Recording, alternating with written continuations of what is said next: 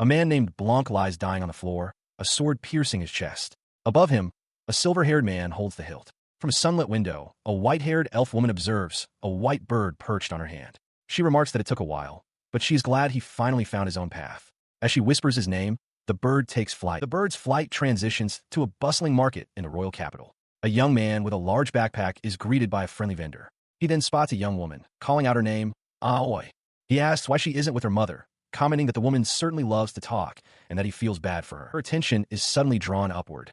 High above the city, a dark shape descends from the sky. A nearby man points, asking what it is. The monstrous, draconic face of the creature looms for an instant before a bright flash engulfs the square, sending the crowd into a panic. The creature lands with devastating force, revealing its full form amidst the wreckage. The terrified citizens cry out in recognition. It is the black dragon. It rises above them, spreading its immense wings, one leathery and dark, the other bearing the intricate pattern of a butterfly, casting a shadow of dread over the screaming crowd. Panic intensifies as a man in robe screams for a defensive formation. The people realize the horrifying truth. This is the strongest of the Demon King's first lieutenants. They see no hope for survival. But then, the royal mage, Quirce, arrives, and a wave of relief washes over the crowd. Their commander raises his staff, ordering the preparation of offensive magic. In unison, the mages unleash a powerful, concentrated volley of spells toward the beast. The black dragon retaliates instantly, unleashing a torrent of destructive energy from its gaping maw to meet the magical assault. The opposing forces collide in a blinding, deafening explosion that engulfs the battlefield. Through the lingering light, a voice from the ground calls out, asking if they manage to defeat it. As the smoke begins to clear, the crowd watches intently. One of the onlookers expresses a sliver of hope, reasoning that not even the black dragon could have survived a direct hit of that magnitude. The creature was completely unscathed. The mage's combined assault had not left a single scratch. As it loomed over the terrified civilians, the mage commander, sweating with fear, ordered his remaining forces to prepare defensive spells and move immediately. Before they could react, a new figure appeared, shouting a single, authoritative command to deploy. As this hooded individual took charge, the black dragon swooped down from above, unleashing a wave of destructive energy. The force of the blast sent the mages flying, their bodies tossed helplessly through the air like ragdolls amidst the shattering debris. With the city's defenders broken, the black dragon stood triumphant over the ruins. For the survivors on the ground, all hope was lost. They felt this was the end, with one child crying out for their mother in the chaos. As the dragon lunged forward to strike again, the hooded figure raised a hand, manifesting a shimmering energy field. He had cast the seal of the demon-breaking barrier, intercepting the beast's attack. From the barrier, a gentle light began to descend upon the city, a phenomenon known as the grace of the blessed rain. The rain fell upon the wounded, mending their injuries. A man stared at his hands in disbelief as his wounds closed. High above, the black dragon finally noticed the lone figure floating in the air. Aoi, standing amidst the crowd, felt the healing rain and looked up, her expression shifting from despair to wide-eyed wonder. A murmur rippled through the survivors as they recognized their savior. It couldn't be the strongest S-grade adventurer? Cries of joy and relief erupted as they realized he had come to save them. It was the Black Emperor. His identity revealed, the Black Emperor focused his power, coalescing dark energy into a formidable weapon. He named his attack the Divine Annihilation Spear, and hurled it with immense force directly at the Black Dragon. His attack struck true, yet the Black Dragon remained standing. He observed the resilient beast, realizing that a single strike would not be enough to fell it. He calmly declared that he would simply keep attacking until it was done. As he spoke, numerous dark, bladed orbs of energy materialized around him, ready to be unleashed. The dragon responded with a furious roar, unleashing a torrent of destructive, dark energy from its gaping maw directly toward its foe. He watched the blast approach, unimpressed. Such a tactic, he thought, would not work on him a second time. Raising a hand, he vowed that the beast would not get away this time. A massive, dark, star-shaped sigil formed in the air, completely nullifying the dragon's breath attack. Suddenly, the battle was over. Multiple spheres of brilliant light pierced the dragon's body from all sides, completely obliterating its head and torso. With the threat neutralized, he floated down from the sky. Below, the crowd of civilians, including Aoi, watched in stunned, reverent silence. Their silence erupted into a wave of joyous cheers.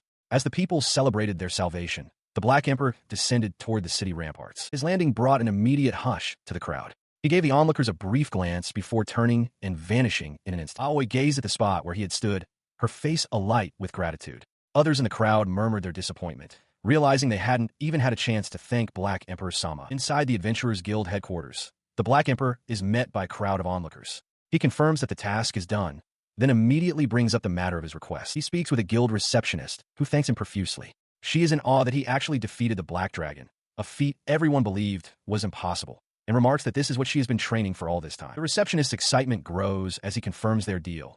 If he took down the dragon, he could finally quit being a grade 0 adventurer. Her realization is met with confusion from others nearby. With a faint smile, the Black Emperor looks upon the stunned crowd. He slams his hand down on the counter, making his declaration to the shocked receptionist. He is retiring from grade 0. He is done. His announcement sends shockwaves far and wide. The title of grade 0 adventurer, held by only 8 people in the world, represents the pinnacle of human strength. As nations and guilds scrambled to either stop his retirement or lure him to their side, the Black Emperor simply walked away, his trail vanishing completely. 3 years pass. The Black Emperor vanished without a trace. In the present day, a young man with dark hair walks along a path towards a town, expressing his relief at having finally arrived. He pulls back his hood, revealing the face of the former Black Emperor. With his sword at his hip, he resolves to start over and begin a new life. In that moment, the strongest jobless man is born. At the Adventurers Guild, a receptionist presents a newly minted license to a young man named Blancc. She explains that the plate, now infused with mana, is his official grade 10 adventurer license and must be kept safe for accepting and reporting requests. When asked if he has any questions, Blancc simply declines. The receptionist, introducing herself as Lena, formally welcomes him to Claret, a town in the kingdom of Relaxation. Stepping outside, he takes in a view of the town, finding it pleasant. His thoughts drift to his former home, the Radiola Empire, the largest nation on the continent and the location of the Adventurer Guild headquarters.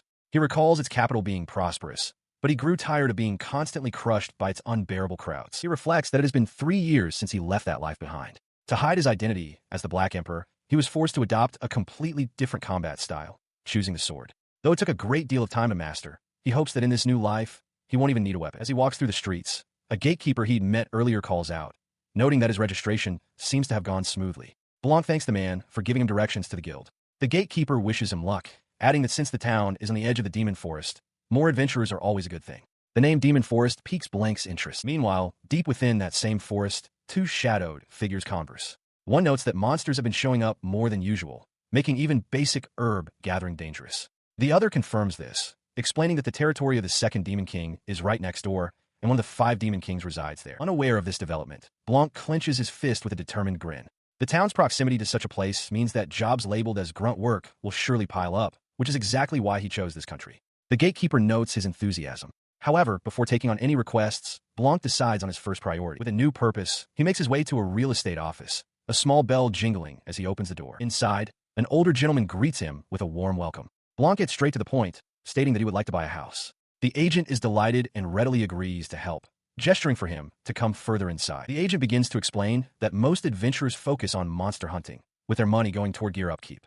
As a result, they typically live in inns, and it is rare for a solo adventurer to own a home, though some elite parties do. Blancc listens, his thoughts turning to a memory. He recalls his master's words. While one can always rent or stay in an inn, having a place to return to is a good thing. He sat across from the real estate agent, who confirmed they had a suitable property. When asked for preferences, Blancc stated simply that the bigger, the better, and that he'd like a bath. He reflected internally that while he had earned plenty of money over the past 3 years, he still didn't quite grasp the feeling of putting down roots. The agent then led him outside, explaining the property was on the outskirts of town, near the plains. He couldn't promise there would be no monster activity. If that wasn't an issue, he proposed to go take a look, and Blancc readily agreed. Upon arriving, the agent presented the spacious, well-furnished house, noting its only drawback was the distance from the town center. For Blancc, who had lived deep in the mountains, this was a minor inconvenience. He found the house to be perfect and immediately declared he would take it, much to the agent's surprised gratitude. The agent, flustered by the quick sale, began to explain that they had struggled to find a buyer due to certain circumstances and asked how he would like to handle the payment. Blancc simply stated he would pay in full, assuring the man he had the funds on him. His straightforward declaration seemed to stun the agent into silence, and Blancc realized he might have made the situation awkward. As the agent processed the offer, Blancc considered the price of 10 million belks. It seemed like a bargain compared to the 10 billion he'd earned for slaying the Black Dragon. The agent, meanwhile, was mentally grappling with the logistics of handling 1,000 gold coins. He then looked around his new home, holding his adventurer license. He mused that while the house might be a bit large for one person, he had never been fond of cramped spaces. He examined the license, a small smile playing on his lips. He was at last a grade 10 adventurer. Meanwhile, back at the guild hall, a patron expressed his astonishment to others that a newly registered kid had already been promoted to grade 7. Unseen by the gossiping adventurers, 2 mysterious cloaked figures stood before the reception desk. Within the crowded guild hall, whispers follow the Black Emperor. Some adventurers dismiss him, suggesting his S-grade rank is merely due to a recommendation. A hooded figure beside him, a woman with pointed ears, advises him to ignore the rabble. She tells him not to take it lightly, as he'll eventually make a mistake. She reminds him that this is a merit-based world and that he should silence them with results. He acknowledges her words. His reputation precedes him. Onlookers recognize the Black Emperor, noting that he completes every request without complaint and shot straight to S grade with incredible speed. A memory flashes of him single-handedly dispatching a horde of monsters. As he stands silently, the woman from his past calls out a name, Blancc. The name pulls him back to a memory of his younger self, his face uncovered and marked with a fresh wound. His master, the elf woman, assigns him his final task as her disciple, to slay the Black Dragon, a servant of the first Demon King. Once he accomplishes this, she promises he will be free. The younger Blancc questions the meaning of freedom. Returning to the present, the Black Emperor adjusts his hood, lost in thought. He wonders if there was ever any real meaning in his master's words. He stands before the guild receptionist, who praises his incredible record of never failing a request, noting that his reputation has become legendary. Another noble has even requested him by name. The Black Emperor states simply that he only does what he is told. As he announces the completion of his latest request, a group of small children erupts in cheers. The receptionist apologizes for the noise, explaining that the children are new grade 10 recruits who just registered. The Black Emperor, intrigued, asks who they are as another guild member tries to stop them from running indoors. She elaborates that he must have started at grade 7, but these children can't take on monsters yet. They begin with grunt work, gathering herbs, and cleaning the city to build experience. The Black Emperor is taken aback. To him, the purpose of an adventurer is to slay the Demon King's beasts and carve paths through unexplored lands. The idea of being unable to fight monsters seems meaningless. His thoughts are interrupted as the children approach him, thanking him for his help the other day. The receptionist smiles, telling him to call her if anything else comes up. The term grunt work echoes in his mind. He watches the city's daily life with new eyes. He sees that the herbs the children gather become medicine, and keeping the streets clean prevents outbreaks of disease. He realizes that even the smallest tasks have meaning, helping not just adventurers, but the everyday people of the city. The realization strikes him profoundly. With his hood down and mask on, his expression is one of shock. He had been so focused on killing, on the grand battles and epic quests, that he never noticed any of the quiet, vital work that sustained the world around him. He stood alone, contemplating the true nature of his work. While it was a fact that adventurers exist to slay monsters, and he had certainly done his part by eliminating high-profile targets for the nobility, he began to question what that really meant. He realized the monsters he killed became mere trophies, their corpses turned into collectibles chased by greed, not purpose. They lived far beyond human territory and would never have been hunted if not for a formal request. His actions had never truly helped anyone. He wondered what he had even been doing before posing a question to an unseen party. Who was the real errand boy? In stark contrast, the simple, low-grade work performed by other adventurers was the kind that actually helped people, bringing smiles to the faces of villagers and their children. This realization weighed on him. As a grade 0 adventurer, the guild's rules and the noble's endless requests would never allow him to take on such humble jobs. The focus then shifts to a young man with dark hair, his eyes wide as a name echoes in the air. Blancc. This was what he wanted: freedom. The young man, Blancc, holds up a card inscribed with unfamiliar runes. He had expected this all along. He presses the card to his forehead, feeling that his heart could finally begin to heal. He reflects on his past, a time when he killed without feeling, numb and unaware of his own identity. He had no memories from before he was with his master. For a moment, he questions who he truly is, but then dismisses the thought. It doesn't matter anymore. A young man introduces himself as Blancc, a grade 10 adventurer. He seems disheartened by his low rank, but resolves to make the most of his first day of freedom. Deciding it's still early enough, he heads toward a counter to pick up a request for the day. As he reaches a doorway, he looks up and calls out for his master, a question forming on his lips. Elsewhere in a well-appointed office, an older man sits across from a woman in a dark uniform. He notes her group's persistence, and with a sigh, she confirms it. She leans forward with a confident smile, introducing herself as Sword St. Cloul. Her objective is clear. She demands to know the whereabouts of the Black Emperor. Beside her, an elf woman in a similar uniform watches the exchange. In response to the man's silence, she tells Chairman Vulcan to give up, reminding him that it has been 3 long years. Her words provoke him, and he slams his fist on the desk, shouting back that it has indeed been 3 years. He demands to know why they are so obsessed with him, suggesting they use another special grade adventurer. Vulcan explains that there is a mountain of requests addressed specifically to the Black Emperor, and they won't go away. His frustration is met with a calm, knowing smile. Cloul corrects him, positing that it's not that they won't make the request disappear, but that they can't. The chairman's face twitches in surprise and anger. Her eyes narrow dangerously. A palpable pressure fills the room, emanating from her, as she questions who he thinks he is threatening. The chairman chokes, unable to breathe, stunned by the immense force she exerts, a power far beyond his own grade. 1 status. She clarifies that she is only present because of old obligations. Otherwise, she states, evading his surveillance would be a trivial matter.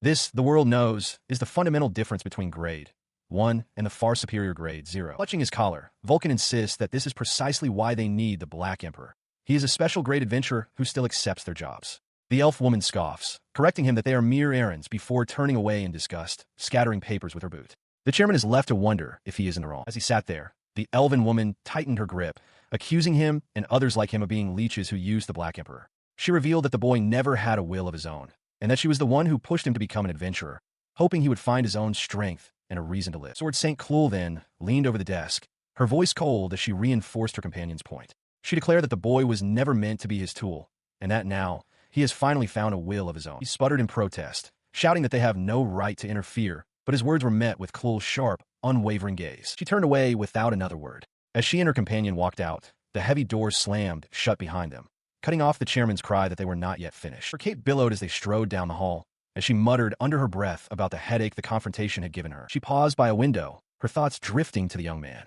She wondered how he was doing, feeling she had done her part. As long as he was okay, that was enough. Her reflection gave way to a new resolve. A slight, knowing smile formed on her lips as she decided it might be time to go see Blancc herself. Meanwhile, the subject of her thoughts stood before a guild quest board. Looking over the grade 10 requests, Blancc placed his hands on his hips and wondered where to begin. His first errand was about to start. At the Adventurers Guild, Blancc surveys the request board. He notes the abundance of grade 10 jobs: lost cat searches, town cleaning, shopping errands, and gathering. It concludes that such simple tasks aren't very popular.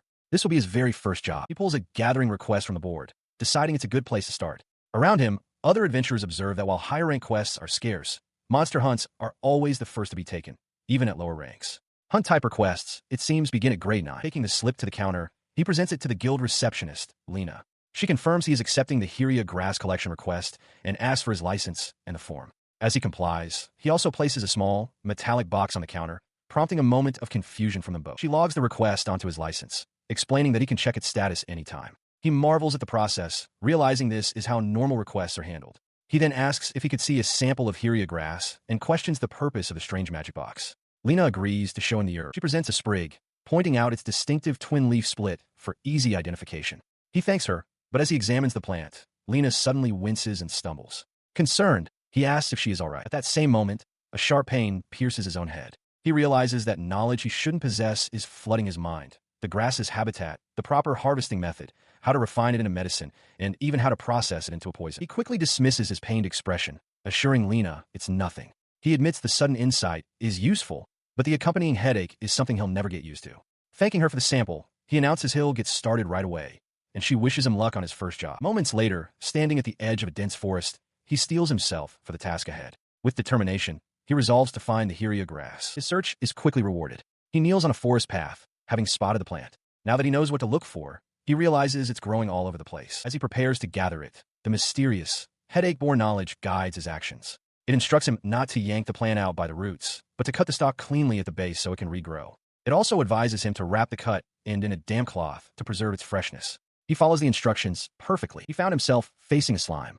Though a weak monster, it was still a spawn of a demon king, and he knew they were hardwired to hate humans. If he dropped his guard, it could silently sneak up and suffocate him. As the thought crossed his mind, the creature lunged forward with surprising speed. The attack was swiftly dealt with. He looked down at the shattered slime core, the proof of its defeat, and scoffed, remarking that it had picked the wrong opponent. He dismissed the monster entirely, his attention immediately returning to his task. Spotting more herbs nearby, he eagerly resumed his collection. With his bag full, he returned to the city gate, where a guard welcomed him back. He felt satisfied with the day's haul, reflecting on his preference for simple, mindless tasks. He hoped the guild would accept the entire batch, knowing the hardy plants wouldn't be harmed by the overcollection. Back at the guild, he presented the herbs to Lena for verification. She stared, wide-eyed, at the enormous pile, exclaiming at the sheer quantity. Blancc admitted sheepishly that he had gotten a bit carried away. She found his enthusiasm for herb gathering peculiar, remarking that he was a strange one. Blancc simply asked if she could verify the items. With a small, amused smile, Lena agreed and told him to wait a moment while she checked them. As he waited, the conversations of other adventurers filled the guild hall. One man asked another if he'd heard the rumors about the demon forest acting strangely. His companion confirmed, adding that there was talk of high-tier monsters appearing near the entrance. The first man leaned in, adding that some people even claimed to hear growls inside the town. The second adventurer dismissed this, reasoning that if monsters had truly breached the walls, the gate guards would be raising an alarm. His friend conceded the point, just as Blanc's attention was drawn to their words. He listened as they mentioned the demon forest was said to be the territory of the third demon king, supposedly the most peaceful of the demon royalty. One adventurer chided the other for being a coward, who quickly denied it. Just then, Lena's voice cut through the chatter, calling his name. At the Adventurers Guild, Lena expresses her immense gratitude to Blancc. She explains that everyone was amazed by the pristine condition of the Hyria grass he collected, a remarkable feat for a first-time request. The grass is a vital component for medicine, she elaborates, but its scarcity has been a constant problem because most adventurers, despite their strength, are too reckless to gather it properly. Thanks to him, she beams, they can finally address the shortage. She officially congratulates him on completing his first request, handing over his payment. Just as he turns to depart, she calls out, having nearly forgotten something. He accepts the reward with a slight, confident smile, offering a simple word of thanks. Later, walking through the town at night, he overhears the hushed whispers of people on the street, recognizing him as the one who had saved them. From a nearby doorway, Lena watches him depart, a flicker of concern in her eyes. He continues on his way, raising a fist in quiet triumph. He reflects on his new status as a certified errand boy and resolves to take on another request the very next day. The town settles into a quiet stillness under the moon, its rooftops clustered together in the dark. The following day, he is already on another mission. He leaps through an alleyway, startling a pair of children and a stray cat. His eyes lock onto his target, a calico cat perched nearby. A predatory grin spreads across his face as he closes in. In a flash of movement, he lunges and snatches the calico from the air. The creature lets out a startled cry as he deftly catches it mid-leap. He holds the struggling animal, warning it to be still. A quick inspection confirms its identity, a pink-collared calico, just as the request described. Despite his success, the cat seems to have taken an immediate and violent dislike to him, kicking and squirming in his arms. After returning the frantic pet to its grateful owner, he walks away, contemplating the outcome. He feels a pang of guilt, thinking the cat might have been better off not being found by him, and considers avoiding similar jobs in the future. It reminds him of a strange pattern. Monsters always seem to attack him with unusual ferocity, a bloodlust that feels entirely unprovoked. He arrives at his next job, where a man with a warm smile greets him. The man introduces himself as Belmo, head of the Belmo Trading Company, confirming Blancc is the adventurer who accepted their request. Belmo expresses some concern over Blanc's slightly disheveled appearance, but Blancc quickly introduces himself and dismisses any worries. Belmo begins to explain the task, simply loading goods onto the wagons. His voice trails off, hinting that the job is not as straightforward as it sounds. He elaborates on the difficulties. The work is strenuous, the pay is low, and any damage to the goods results in a fine. This combination, he explains, is why most adventurers avoid such requests, leaving Blancc as the sole applicant. Blancc remains unconcerned, stating that the pay is irrelevant and he could cover any potential fines, though he has no intention of being careless. Belmo sighs, wishing more adventurers would take on requests that support the local community instead of just seeking the thrill of monster fighting. Catching himself, he apologizes for complaining and rallies the workers to begin with care. He gives Blancc his instructions, and Blancc readily agrees. Without a moment's hesitation, he approaches one of the enormous wooden crates and, to the utter shock of Belmo and the other workers, lifts it with seemingly no effort at all. He calmly asks if there's a specific loading order. Belmo, flustered by the display of power, stammers for him to start packing from the back. Blancc casually remarks that the crates feel quite light, prompting another worker to marvel at his ability to carry so many at once. His effortless strength galvanizes the other workers. One exclaims that a single crate is heavy enough, while others, refusing to be outdone by someone so lean, rally together to lift their own loads. Hearing their competitive chatter, Blancc glances back and advises them not to push themselves too hard. Without warning, a massive stack of cargo teeters and collapses. Cries of alarm fill the air as workers scramble, but one man is frozen in the path of the falling debris. In a flash of movement, Blancc lunges forward, pulling the stunned worker to safety just as the crates crash down. He turns to the small group of terrified workers he just saved, his expression calm as he asks if they are all right. The initial shock gives way to overwhelming relief. The man and woman he pulled from danger stammer their thanks, tears welling in the woman's eyes. Blancc simply expresses his gladness that they are unharmed. Another worker apologizes for the trouble, grateful that he saved them. Effortlessly holding the massive, toppled crate aloft with one hand, Blancc deflects the praise, stating that as long as no one is hurt, everything is fine. He then asks Mr. Belmo to check if the goods are damaged. Mr. Belmo, his face beaming with gratitude, corrects him. It wasn't just the goods. Blancc had truly helped the workers. The others chime in, remarking on how amazing and cool his actions were. He remarks that while it wasn't a big deal, Blancc is much stronger than he appears, admitting that he trains. Impressed, Belmo makes a surprising offer, asking if Blancc has ever considered working for him instead of being an adventurer. He politely declines, appreciating the offer, but admitting he is quite fond of his current lifestyle.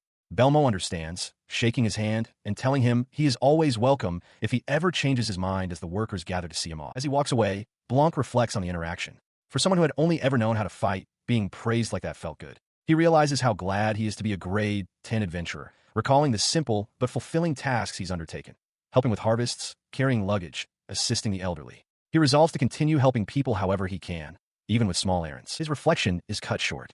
Back at the Adventurers Guild, Lena beams at him, holding out an official-looking card. She cheerfully congratulates him on his promotion to Grade 9. Blancc stares, utterly bewildered, and flatly rejects it. He erupts in protest, shouting that there's no way he's accepting. Lena, confused, asks what he means, explaining that it's an automatic promotion based on guild policy. She clarifies that Grade 10 is merely a provisional status, and once an adventurer completes a set number of jobs, they are automatically promoted to Grade 9 with no exceptions. The conversation draws the attention of other adventurers, one of whom remarks that he's never seen someone so devastated by a promotion. The realization hits Blancc hard. He collapses to his knees in despair, begging to be returned to Grade 10, just as he had finally come to appreciate being an adventurer of that rank. He stands, trying to rationalize his aversion to promotion by questioning Lena. He argues that adventurers should serve the public, even by taking on weak monsters that threaten civilians. Lena firmly disagrees, reminding him that their true duty is far grander, to clear out monster-infested areas and expand safe territory for all of humanity. Her words strike a chord with him. Her perspective gives him pause. He realizes he's been acting without considering the larger implications. He begins to think that perhaps he should hunt monsters to protect the defenseless. Seeing his change of heart, Lena smiles and clarifies that his promotion to Grade 9 doesn't prevent him from accepting Grade 10 requests. He can still gather herbs, just as he always has, a fact that clearly surprises him. The news floods him with relief, his expression brightening instantly. He eagerly confirms if he can truly still take on low-level jobs, prompting a playful warning from Lena not to get too smug. He concedes the point, admitting she's right. With a sigh of resignation, he finally accepts his new rank. Lena then formally requests his adventurer license to process the change. As she hands back the updated license and offers her congratulations, his distressed expression is unmistakable. Lena asks if he's truly okay, and he admits that while he accepts it, he's emotionally upset. Seeing this, she presents him with a document, explaining that now that he's no longer Grade 10, there's a specific request she'd like to assign him. He looks down at the request as Lena explains her reasoning. A new Grade 10 adventurer has just registered, and she wants Blancc to take on a special role concerning them. His gaze shifts towards the new recruit, whose back is turned. The new adventurer turns, revealing a young woman with long, flowing hair and a bright, eager smile. She declares that he is to be her mentor. The unexpected assignment leaves Blancc utterly stunned, barely able to utter the word. At the guild counter, Lena tearfully implores Blancc not to refuse her request. He seems taken aback, murmuring the word mentor. The young, light-haired adventurer standing beside him looks on with uncertainty. Blancc protests that he's still a newbie himself and isn't qualified to teach, but Lena cuts him off, insisting he at least hear the full proposal before deciding. She adds that this situation is partly his fault, leaving both Blancc and the new adventurer confused. She explains that because he has been taking on so many Grade 10 requests, the other rookie adventurers are unable to rank up. Blancc begins to argue that he isn't hoarding every single one, and Lena agrees that's true. However, she clarifies that the real issue lies with the specific quests he's choosing not to take. Lena points out that he has been consistently avoiding animal-related requests, such as finding lost cats, which rely heavily on luck and have a low success rate. Furthermore, she notes that the herb-gathering quests he favors, like for Heria grass, are of a higher difficulty, which slows down the promotion chances for everyone else. The realization of his unintended impact hits Blancc hard. She quickly apologizes if she sounds like she's complaining, assuring him he's done nothing wrong. In fact, the guild genuinely appreciates his work, as handling the overflow of errand requests has greatly improved their reputation. Blancc understands now. He had wanted to be helpful, but his actions inadvertently made things more difficult for others. Bringing her hands together with a clap, Lena concludes her explanation. Since no one has ever focused so intently on Grade 10 requests before, the guild is now formally asking him for this favor. She assures him he will be compensated, as knowledge is valuable and the guild offers proper rewards. She even playfully suggests they could rank him up for it, though she admits she's just kidding about that part. With a sincere expression, she extends a hand and asks him to please share his skills and knowledge with others. Lena formally asks if he will accept the request. Blancc considers it, touching his chin in thought. He doesn't mind teaching the skills themselves, but he questions whether he can truly pass on knowledge when he isn't even sure of its origin. He ultimately decides to take the request, reasoning that if he is the cause of the problem, he cannot simply ignore it. The young adventurer beside him lights up with joy, thanking him profusely. She formally addresses him by name, saying, "Blancc, nice to meet you." She bows deeply, introducing herself as Arya. She explains that while she is still inexperienced, she will do her best. Blancc tells her there's no need to be so formal, but she insists it's necessary since she is learning from a senior. He is struck by her enthusiasm, finding it remarkable given how many other adventurers actively avoid these types of errand quests. Arya enthusiastically declares them fellow errand lover comrades. Taken aback, but resolute, Blancc agrees they should do their best together, telling her to leave it to him. Watching them, Lena hands over some documents and tells them to take care, thinking to herself that while Blancc is a bit odd, his skills are undeniably legitimate. He stood at the guild exit with his new apprentice, Arya.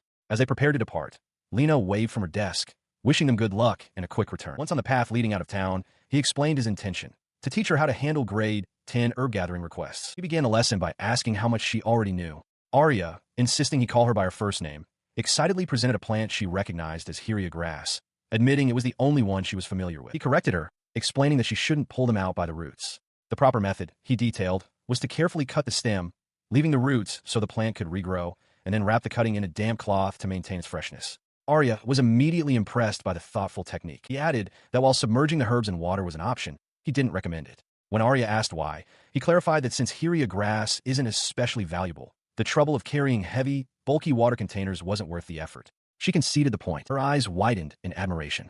She exclaimed that he was just as amazing as Lena had described, finding his basic knowledge truly incredible. A little taken aback, he dismissed it as simple information but added that the technique was useful for other herbs as well. Noticing her stunned silence, he asked if something was wrong. She explained her amazement, admitting that while she knew how to identify the grass, she'd never considered the proper way to handle it after picking.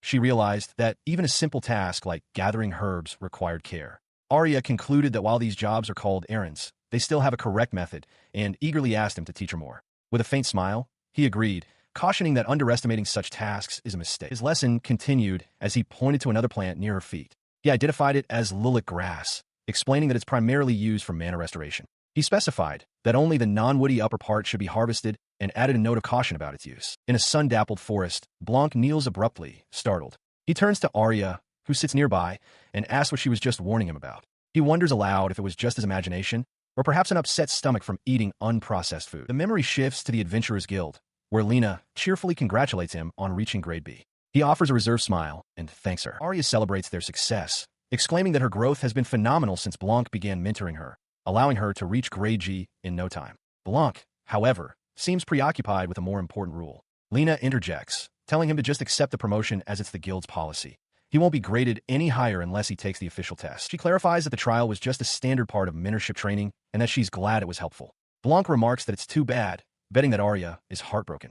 But Lena reassures him, explaining that Arya was actually very happy and that having him as a mentor is more than enough for her. As he turns from the counter while Lena processes the request, he overhears two other adventurers whispering. One points him out as the infamous errand boy. Lena, meanwhile, quietly hopes that one day he will finally accept a combat request. The gossiping adventurers continue their conversation. One explains that Blancc is a rookie who refuses all combat quests, sticking only to errands. The other is incredulous, noting that his companion started taking on hunts much earlier and was promoted to grade F before Blancc, despite Blancc having joined the guild first. His companion sighs, admitting he doesn't understand it either. He questions the point of being an adventurer if one has no interest in leveling up or hunting monsters. The other adventurer adds with disbelief that the guild still seems to love Blancc, even asking him to mentor a very cute girl recently. Overhearing their harsh words, Lena tries to comfort Blancc, telling him not to let them get to him, because even errands are valuable to the guild. He looks away, muttering that their judgment isn't fair. He touches his forehead, a look of mild dismay on his face as the realization sinks in. He already has a nickname. Lena watches him with a knowing, gentle smile. Standing before Lena at the counter, with Arya waving from a nearby doorway, Blancc clasps his hands together. A document is then firmly stamped, officially processing the request. At the guild reception desk, Lena rests her chin on her hand, a sly smile on her face as she observes someone from distance. She muses to herself, finding the person quite the weirdo. A cheerful voice calls her name, and another young woman with long, dark hair suddenly embraces her from the side. Lena cries out in surprise as her friend, Rena, asks if the person they're watching is the one from the rumors. She continues, still clinging to a flustered Lena, expressing her amazement that Blancc can remain so composed while being badmouthed directly. She notes that he is, at that very moment, working. The two continue their discussion at the counter. Rena remarks that Blancc doesn't seem to have any ambition, which makes his errand boy nickname quite accurate. Lena disagrees, arguing that by clearing the leftover requests, he's actually helping everyone out. Her critique continues as she concedes he isn't bad-looking, but his grumpy, low-energy vibe and messy hair ruin it. She asserts that adventurers should possess more drive than that. She concludes with a flourish that with such an attitude, he is definitely not dating material. The comment provokes a sharp, indignant cry from Lena. The sudden outburst attracts the attention of a group of nearby adventurers. One of them, a man wearing a blindfold, tells Rena not to look at him that way, and then asks why she thinks they all work at the guild's front desk. In response, Rena strikes a dramatic pose, joyfully declaring that their purpose is to marry a strong, rich, promising hottie. Lena stands beside her, utterly dumbfounded by the proclamation. She elaborates on her fantasy, mentioning two prime candidates: Alan, recently promoted to Grade B with great potential, and Kevin from Grade 31, a handsome noble who climbed the rank solo. Lena interjects with a dose of reality, pointing out that Alan is transferring to another base and meeting nobility from other branches is highly unlikely, sighing that life is harsh. Their conversation having been overheard, the group of adventurers turns their collective attention to Lena. One of them points out that they've never discussed her preferences and asks if there is anyone she has her eye on, causing her to gasp in shock. Flustered by the attention, she insists she doesn't have anyone in mind and isn't even looking for a partner. Rena calmly explains that, strategically, it's smarter to target promising low to mid-rank adventurers early on. However, she adds, everyone is chasing them, making the competition fierce. She then poses a hypothetical question, asking if Lena would choose a high-ranking adventurer if she had to pick. Lena realizes with a sigh that they won't let her off the hook until she gives some kind of answer. As the other adventurers press her to describe her ideal type, she panics, trying to backtrack. After a moment of consideration, she quietly admits that if she had to choose, she would prefer a lower-ranked adventurer. Rena's eyes light up at the unexpected answer, immediately suggesting they list some promising candidates. Her preference sends a wave of disbelief through the nearby adventurers. Alan shouts in protest, questioning how such a couple would earn money, while another patron simply remarks on how blunt she is. She clarifies her reasoning, explaining that if she were to marry someone, she would prefer they avoid excessively dangerous work. Lena admits they might not live lavishly, but she wants to continue her own work, and she values simply being together far more. Rena listens thoughtfully, a look of understanding on her face. At the guild, Rena brings up the subject of Lena's father. With a somber smile, Lena confirms he was an adventurer who died during a mission. She recalls how everyone praised him as brave and honorable, but confesses that she values money and honor less than family, wishing he had simply stayed with them. Rena listens with a gentle, sympathetic expression, closing her eyes for a moment before quietly acknowledging that she understands. She then suggests that, given Lena's feelings, dating an adventurer would likely be difficult.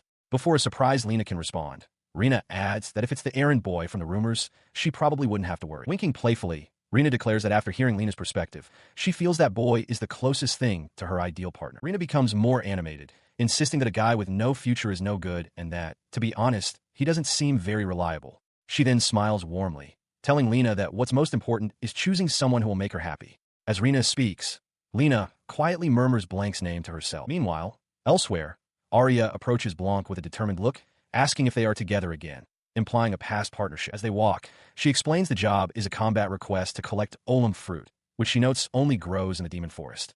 She then admits with some apprehension that she has never actually been inside the forest before. He looks up thoughtfully, considering the name of the forest. He confesses that he hasn't been there either and was feeling nervous about going alone, admitting he was hoping she would come along. His honest admission flusters her. She quickly apologizes for interrupting him while he was working, but he reassures her not to feel pressured.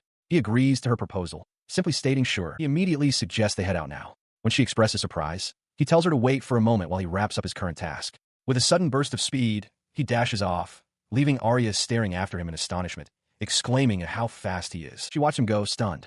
Adventurers were truly something else, she mused, realizing that even reaching Grade B required that kind of incredible physical ability. As he raced through the city streets, however, Blancc was lost in self-doubt. He lamented that he couldn't run fast, nor did he have the strength to lift heavy crates, and began to question if he could ever become the kind of adventurer he aspired to be. Back on the street, Arya shook her head fiercely, banishing the negative thoughts. She had decided back then that she was going to get stronger, and she wouldn't let doubt stop her now. Her resolve hardened, she declared aloud that she just had to try harder and harder. To her surprise, Blancc had returned. He looked at her and offered his support, saying he was rooting for her. His unexpected encouragement left them in a moment of quiet understanding. Breaking the silence, Blancc apologized for the delay, much to Arya's confusion. He suggested they get going before it got too late, and she eagerly agreed, the two of them finally setting off together. Far away, in the depths of a sun-dappled forest, a woman with pointed ears suddenly froze. An impossible presence washed over her, a feeling she couldn't comprehend. Her eyes shot open in terror as she recognized the source. It was that thing, the one she knew for a fact they had killed. As a monstrous form of writhing, dark tendrils coalesced before her, she pleaded with it. She just wanted a peaceful life, she begged, asking it not to start any trouble. But a dark force was beginning to stir. The sixth Demon King was returning. In the demon forest, a young adventurer named Arya confronts a massive, serpent-like monster. She unleashes a water ball spell, striking the creature's head and forcing it to recoil with a hiss of pain. Her expression is one of focused determination. With a powerful cry, she surges forward, sword in hand, moving to strike the stunned beast down. After the monster is dispatched, Blancc approaches, complimenting Arya on her skill. She laughs, pleased, and explains that she has been training hard to become an adventurer. Blancc, carrying a basket, acknowledges that her effort is clearly visible. He observes that only weak monsters seem to inhabit the forest entrance, making it suitable for low-rank adventurers. Curious, he asks Arya if she always wanted this life. She confirms that she did, revealing that her motivation stems from an attack on her town by the Black Dragon 3 years ago. She recounts the harrowing memory. The kingdom's soldiers fought with all their might but stood no chance. As her town was destroyed and everyone fled, she could only cry in despair. Blancc listens, a flicker of recognition in his eyes as he realizes she is speaking of the very same 10 billion gold dragon he once faced. Her expression then shifts to one of pure awe as she describes how the Black Emperor suddenly appeared. He blocked the dragon's attack, healed the entire town with magic, and defeated the beast with a single, incredible strike of his pitch-black spear. It was seeing him, she explains with tears in her eyes, that made her decide to become an adventurer to protect people too. She leans closer to Blancc, her face alight with admiration, and declares that the Black Emperor is her role model. Blancc can only stare, stunned by the revelation, as Blancc internally grapples with the strange feeling of his past actions inspiring someone so deeply.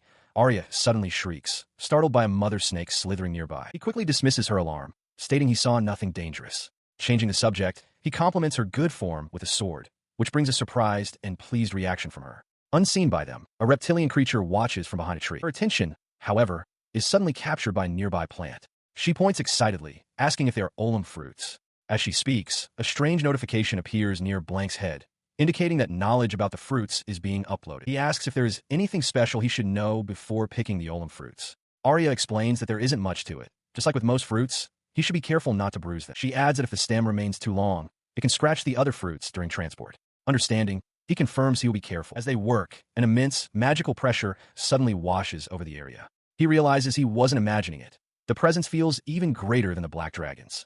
He wonders if this is the power of the third Demon King, who is said to reside here. Arya, seemingly unaffected, simply asks if he has gathered enough. His expression hardens as he confirms to himself that this is, after all, the Demon Forest. Arya, oblivious to his internal alarm, suggests they should head back before it gets dark, and he agrees. He turns to her, internally noting that while he is curious about the powerful presence, he strangely doesn't feel any hostility from it. For now, he decides he will simply observe. With that decision made, he begins the harvest. In a blur of motion, his knife flashes, slicing through the fruit stems with impossible speed and precision, sending them flying perfectly into the collection crates. The task is completed in an instant. He examines one of the fruits, its stem perfectly severed, and reflects that unlike the golem fruit, the stems of Orangia are quite tough. Harvesting those by hand would be a nightmare. His incredible efficiency does not go unnoticed. The orchard owner, Belmo, rushes over, amazed that Blancc sliced only the stems without damaging the fruit. He exclaims that thanks to him, they finished in record time and enthusiastically offers him a full-time job, calling him a lucky ladies' man. Blancc, taken aback, begins to politely decline. While in the town of Claret, Blancc is approached by a local guard who asks if he isn't working a bit too hard. Blancc looks up, slightly puzzled by the question. The guard elaborates, noting that Blancc has been seen running all over town, picking herbs on the plains every day and helping people out. Sitting on a crate, Blancc replies that he doesn't feel like he's overdoing it, prompting the guard to remark that he truly is an adventurer. He then suggests that Blancc should try relaxing and exploring Claret, calling it a great town. Blancc considers this, reflecting that in the past, he was always chasing one job after another, and the thought of taking it easy never crossed his mind. Now, he thinks, maybe that's not so bad, a determined look crossing his face. As he contemplates this, a nearby food vendor loudly advertises his grilled skewers as one of the town's selling points. He explains that while most people know Claret for the Demon Forest, there's plenty more to it. He hands a skewer to Blancc, though the guard jokingly warns him not to fall for the sales pitch. He takes a bite and is immediately impressed. With a serious expression, Blancc states that visiting another land and ignoring its culture and experiences would be a real waste. The vendor is taken aback by his earnestness, and the guard apologizes for his friend's intensity. His seriousness gives way to a new resolve. Holding the skewer, Blancc announces that he will start making time to explore Claret more regularly. The amused vendor tells him that's the spirit and encourages him to eat his way through the town. The vendor, pleased, offers him another skewer on the house, explaining that it's a thank you for all the help Blancc has given him. Surprised by the gesture, Blancc accidentally touches the hot food with his fingers. He asks Blancc why he seems so surprised, reminding him that he's been handling their requests. The vendor adds that the townsfolk truly appreciate everything he's done. Blancc, mid-bite, seems taken aback, having considered it all just part of his duties as an adventurer. The vendor clarifies that the skewer is a token of their collective thanks, telling Blancc they're counting on him.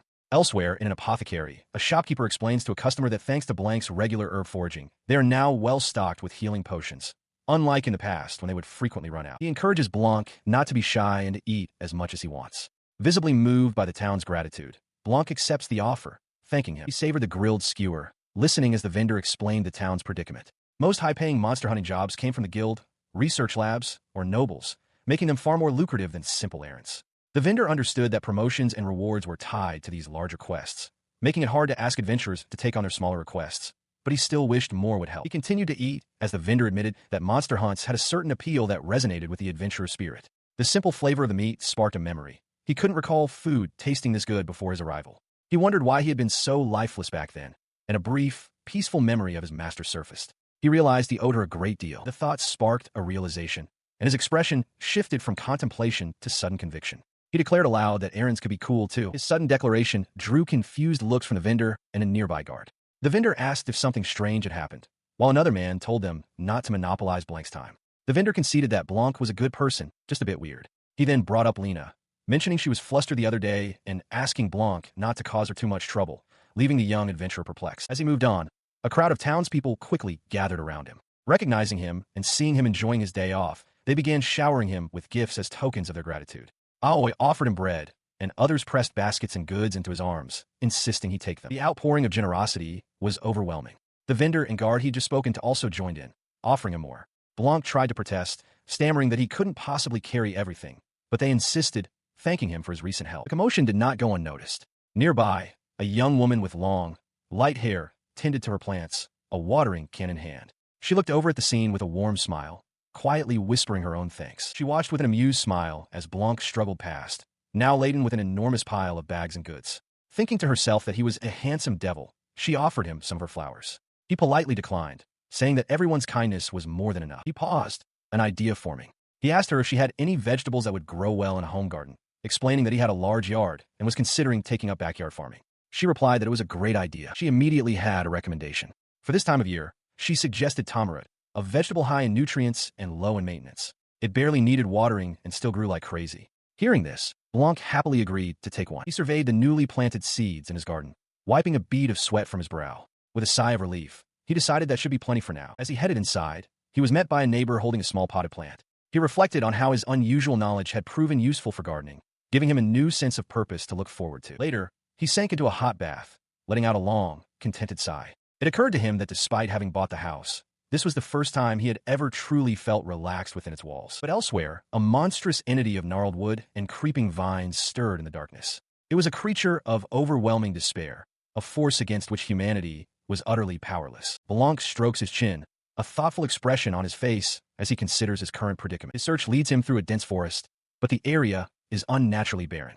There isn't a single olem fruit, nor are there any useful herbs in sight. He walks through the barren woods, wondering if Arya might have gotten there ahead of him. He dismisses the thought, recalling that he had just recently taught her not to overharvest. Even if monsters had eaten the plants, there would be tracks. He puzzles over how something could simply vanish without a trace. The implications of this barrenness settle in, and he grows concerned. At this rate, he'll fail his very first errand, just as he was establishing his reputation as the reliable errand guy. He cannot afford to lose the trust of the guild or the townspeople. A sudden realization strikes him, his eyes widening in alarm. His concern deepens into alarm as he senses a powerful monster's presence nearby. He had believed that monsters above grade 5 didn't appear in this forest, but this feels like a grade 4, or perhaps even grade 3 or higher. He understands immediately. Whatever it is, it's far too powerful for the local adventurers to handle. The source of this overwhelming presence reveals itself. A colossal tyrant golem, a plant-based monster of the wood element, with an estimated difficulty of grade 3. The creature's single eye glows ominously. Blancc realizes it has been absorbing the forest's magic and life energy from the trees, which explains why the mana-dependent plants are dying off. He wonders if it had been hiding in the uncharted depths of the forest all this time. He now understands the full picture, his expression hardening. The reason he can't finish his errand is because of that thing. A low creaking sound echoes through the trees. With the cause identified, he resolves to act. He'll take it down quickly and get back to his regular work. But as he prepares, he senses another presence nearby. Someone else is there. He turns toward the presence he sensed, and his eyes widen in shock. Kneeling on the ground, seemingly unconscious, is Arya. He breathes her name in disbelief. He moves without hesitation, placing himself between the unconscious Arya and the towering tyrant golem, his sword a ready line of defense. Scooping her into his arms, he holds her protectively, his gaze locked on the monstrous golem looming over them. His voice is tight with urgency as he calls her name. Arya! Realizing he has a healing potion, he quickly uncorks the vial with his teeth, preparing to administer the restorative liquid while the golem watches. He carefully administers the potion, reflecting that while he's never needed one himself, he is glad to always carry top-quality supplies. This, he hopes, should be enough to stabilize her condition for now. As he holds her, a small bubble emerges from her lips with a soft pop, followed by a strange haze. The sight jogs a faint memory. He feels certain his master taught him about this phenomenon before, but the specifics elude him, leaving him to wonder what he just saw. His thoughts are interrupted when he looks up and sees that the tyrant golem has vanished completely. With the immediate threat gone, his priority becomes clear. He must get Arya back to town. The questions will have to wait. Leaping through a shattered, rocky landscape with the unconscious Arya in his arms, Blancc expresses his shock, wondering aloud what is happening to the forest. The source of the chaos reveals itself as a group of large rock golems, one of which prepares a glowing energy attack. Blancc deftly evades an earth-shattering blow, realizing the situation is far more serious than he imagined. His mind races with the implications.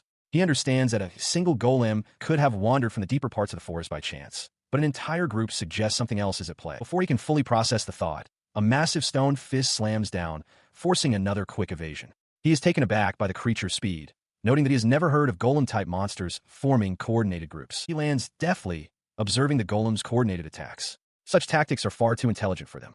A chilling possibility begins to form in his mind. The realization solidifies. Someone must be controlling them. An image of a sinister, shadowy woman flashes in his thoughts. Turning his attention back to the fight, he apologizes to Arya, promising to end things quickly. He puts his resolve into motion, weaving through the battlefield with Arya still secure in his arms. He acknowledges the power behind the golem's punch, but remains confident, reasoning that its strength is meaningless if it cannot land a blow. In a flash, the battle is over. Standing amidst the debris of his defeated foes, Blancc assesses his own performance. While still not at his master's level, he concedes that it was a respectable display of skill. He pauses for a moment, his expression turning thoughtful as he considers the situation. His gaze falls upon the wreckage of the golems, with Arya now resting safely against a large rock. He quietly wonders what he should do with them now. He considers the aftermath of his battle, realizing that leaving the golem remains is a problem. This concern is validated when a guild receptionist, Lena, looks up from a report in shock, asking if he truly defeated 3 tyrant golems. His feat earns him immediate and unwanted attention. Lena beams, congratulating him on a promotion and informing him that he can no longer accept low-rank errands due to a mountain of commissions from nobles. The surrounding adventurers buzz with excitement, but the attention causes Blancc to scream in silent agony. The thought of this future sends his mind back to the forest, where Arya lies unconscious. He realizes with dread that she witnessed the tyrant golem, and even destroying its body won't erase the residual magic. This outcome is unacceptable. He resolves that all evidence must be completely erased. He knows of a way, a special elemental magic unique to him, powerful enough to leave not even dust. But a memory surfaces of his master's strict command to never use it. The prohibition makes him hesitate, his expression a mixture of determination and conflict. His gaze falls upon Arya, still unconscious. He rationalizes the situation. She is asleep, and no one else saw anything. If he acts quickly and returns, everything will be fine. With a sigh of resignation, he casts his master's warning aside. Resolute, he raises his hand, gathering energy to begin the forbidden spell and get it over with. But the aftermath is not what he expected. Where the golems once lay, a strange, dark substance now pools on the ground.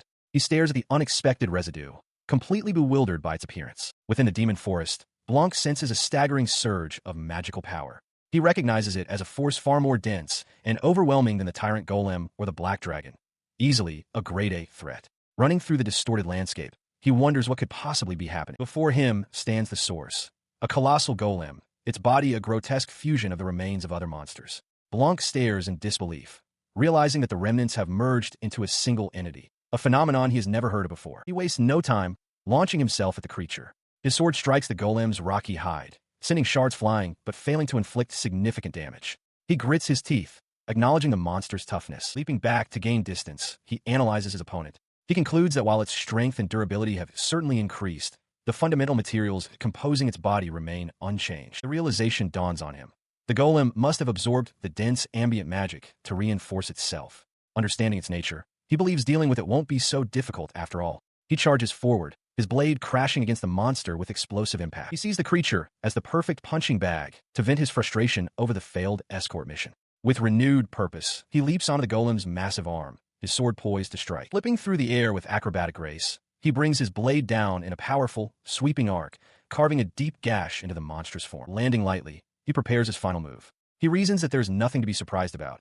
If the enemy is hardened by magic, he simply needs to strike it with magic that is even stronger. Dark energy begins to coalesce around his sword. He unleashes the attack, and the golem is instantly obliterated. The sheer force of the blast surprises even Blancc, as he watches the creature disintegrate before his eyes. The amalgam golem collapses into nothing but fine dust, leaving no salvageable materials behind. For adventurers, such a monster is a true nightmare, offering no reward for the risk. In the aftermath of the battle, the ground is a ruin of scorched earth and smoldering debris. Blancc stands amidst the devastation, his sword held loosely at his side. He gazes upward with a faint sigh, thinking to himself that he is at least fortunate to have destroyed the evidence. A short distance away, Arya rests against the trunk of a tree, her eyes closed, seemingly unconscious from the ordeal. Within a guild hall, a large, imposing man confronts Blancc, demanding to know who he is and why he has the nerve to return. The man's face is a mask of fury.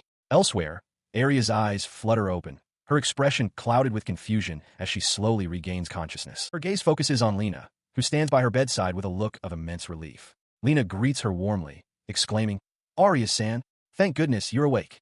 From her bed, Arya seems to be slowly piecing together where she is. As she sits up, Lena quickly reassures her, telling her not to worry and that she is now safe. She explains that the situation in the forest was terrible, describing a huge and vicious golem, the likes of which she had never seen before. Arya, processing this new information, asks if the guild dispatched someone to rescue her. Startled, Lena quickly clarifies that it wasn't the guild, but rather the one who saved her that brought her back. The scene shifts back to the large man, who is now revealed to be a branch leader. He bellows, shaking Blancc back and forth not in anger, but in frantic relief. He yells at the little rascal, had them all worried sick, adding that while he couldn't save him himself, Blancc is still one of them, a part of the town. Observing the commotion, the elf woman explains to Arya that the loud man is the branch leader, noting that he's normally strict, but also very emotionally expressive. She then drops a revelation that leaves Arya stunned. It was Blancc who rescued her. Arya struggles to believe it, asking if Blancc was the one who defeated the tyrant golem, and if he just happened to be on a mission in the demon forest. The elf woman clarifies that, according to Blanc's own account, the tyrant golem had already vanished when he found her. Back in the present, Lena gently asks Arya if she could tell them what happened. Arya looks down, her expression troubled as she whispers that it can't be possible. Her mind flashes back to the chaos in the forest. She recounts that a mass outbreak of monsters had emerged from deep within the woods, with the tyrant golem among them. She had managed to dodge a swarm of lesser creatures, only to be struck down by the golem, losing consciousness just as it moved in for the kill. Lena listens intently, piecing the puzzle together. She reasons that since a battle was spotted from the town, someone must have fought the creature. The most realistic conclusion, she posits, is that Blancc arrived just in time to save her.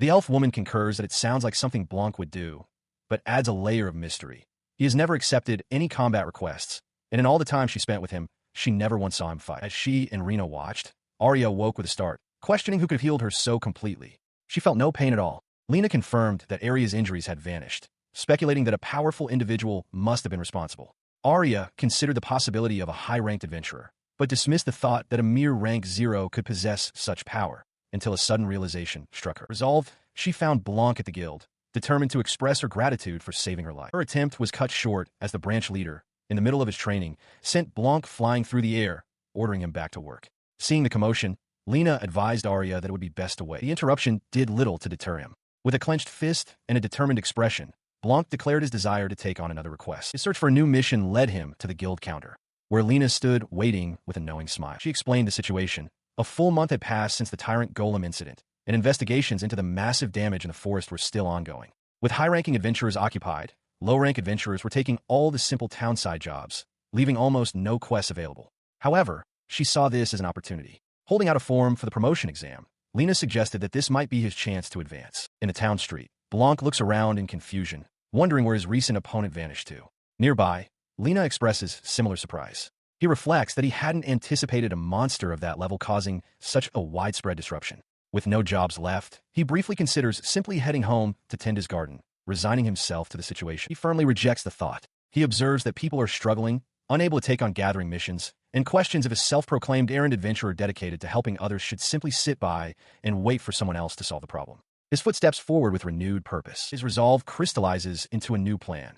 If he deals with the root cause of the issue himself, everything will be resolved. More importantly, no one will be able to interfere with his preferred, quiet life as an errand boy. With his decision made, he quickly checks to ensure no one is watching before leaping effortlessly over a nearby wall, leaving the town behind. He arrives at the edge of the vast demon forest. Recalling that it was said to be huge, he begins to sneak cautiously toward its entrance. Pausing to consider his approach, he weighs his options. He acknowledges that flying would be much faster, but worries that using his magic might attract the attention of something capable of sensing it, which could become an annoyance. He ultimately decides to travel on foot. He reasons that no matter the size of the forest, if he just keeps running, he will eventually reach his destination. With that, he breaks into a steady run, venturing into the woods. While moving through the dense trees, his eyes widen in surprise. He spots a massive beast crashing through the undergrowth, clearly in a state of panic. He recognizes it as one of the monsters Arya had mentioned were fleeing from the deeper parts of the forest. The creature, a rank 6 rock grizzly, roars aggressively. Unfazed, Blancc apologizes, explaining that he's in a hurry and has no time to engage. He then leaps effortlessly over the monster, calling back a casual farewell as he continues deeper into the forest. The forest is home to formidable creatures. Among them are the rank 3 Berserk Treant, the rank 3 Tyrant Golem, and the rank 3 Chaos Monkey, all posing a significant threat to any who venture this far. Pushing deeper into the demon forest, Blancc leaps through the chaotic landscape. He recalls hearing that monsters above rank 4 don't appear in this region, but he reasons that's only because no one has ever explored this far. The sheer number of creatures, however, is beginning to impede his progress. He cuts through a horde of grotesque monsters, the relentless combat reminding him of his training days with his master. A memory surfaces of her shouting his name, her voice echoing in his mind. The memory sharpens, his master furiously demanding if he thinks he can stop, warning him that to lose focus is to die. A younger, startled Blancc could only agree. Looking back now, amidst the real danger, he understands the gravity of her lesson, one he hadn't fully appreciated at the time. 3 days later, his pace is unbroken. He runs, knowing that he's been checking in with the guild every 5 days and that his prolonged absence will soon raise suspicion. He pictures Lena's dead-eyed stare and shudders at the thought of being crushed by Mr. Belmo's emotional outpourings upon his return. He finally stops, having reached his destination. Before him lies a massive, pulsating tangle of roots and organic matter. He recognizes it instantly, the core of the forest's magic. The fusion Tyrant Golem was strong, he thinks, but this is in a whole differently. Blancc stands within a strange, organic landscape, his 3-day journey complete. He calls out into the stillness, announcing that he knows someone is present and demanding they show themselves. In response, the ground erupts with sharp, white spikes, forcing him to leap back, sword drawn. As he lands in a defensive crouch, he senses a powerful aura, confirming his suspicions. It is undoubtedly her. From the mass of tendrils, a woman with long, reddish hair emerges. She observes him, noting that something feels wrong. She asks if he is human, and he calmly confirms that he is. She presses the issue, questioning why a human would possess the aura of the 6th Demon Lord. An emblem on his chest glows faintly as he stares back, utterly bewildered by her question. She suggests they try to understand one another, but he is fixated on her words. He demands to know what she is talking about, stating that he was told there were only 5 demon lords, not 6. Her interest is piqued. She mentions that the 3rd demon lord was friendly with humans, so dialogue should be possible. However, she finds it odd that the 6th demon lord would need a weapon like the tyrant golems. Blancc, still lost, insists he has no idea what she means and asks for an explanation. She begins to clarify, stating that the previous 6th lord was different from the others. She elaborates that this prior entity was born from the hatred of gods and stars, a mindless vessel of destruction with no intelligence. As Blancc tries to process this, asking what she is, she simply smiles, deciding she needs to confirm things for herself. Without another word, a torrent of dark, writhing tentacles erupts from behind her, lunging toward him. He grips the hilt of his sword, his hope for diplomacy shattered. The situation has become dire. He deftly evades the onslaught, his blade flashing as he cuts through the appendages. He grits his teeth, acknowledging the difficulty of this fight with only his sword. The woman watches, declaring that even if they speak the same language, a demon lord is still humanity's enemy. The barrage is relentless. He continues to parry and dodge the storm of sharp tendrils, his expression hardening with resolve. He understands there is no other choice. He stood amidst the wreckage, his sword held loosely at his side as the fierce battle became inevitable. The red-haired woman paused her assault, a flicker of surprise on her face as she observed the devastation her power had wrought. Looking back at her, Blancc grimly assessed the situation. He realized with a sinking feeling that this was bad. Even after 3 years of training, he was still being completely overwhelmed. A more immediate fear then surfaced.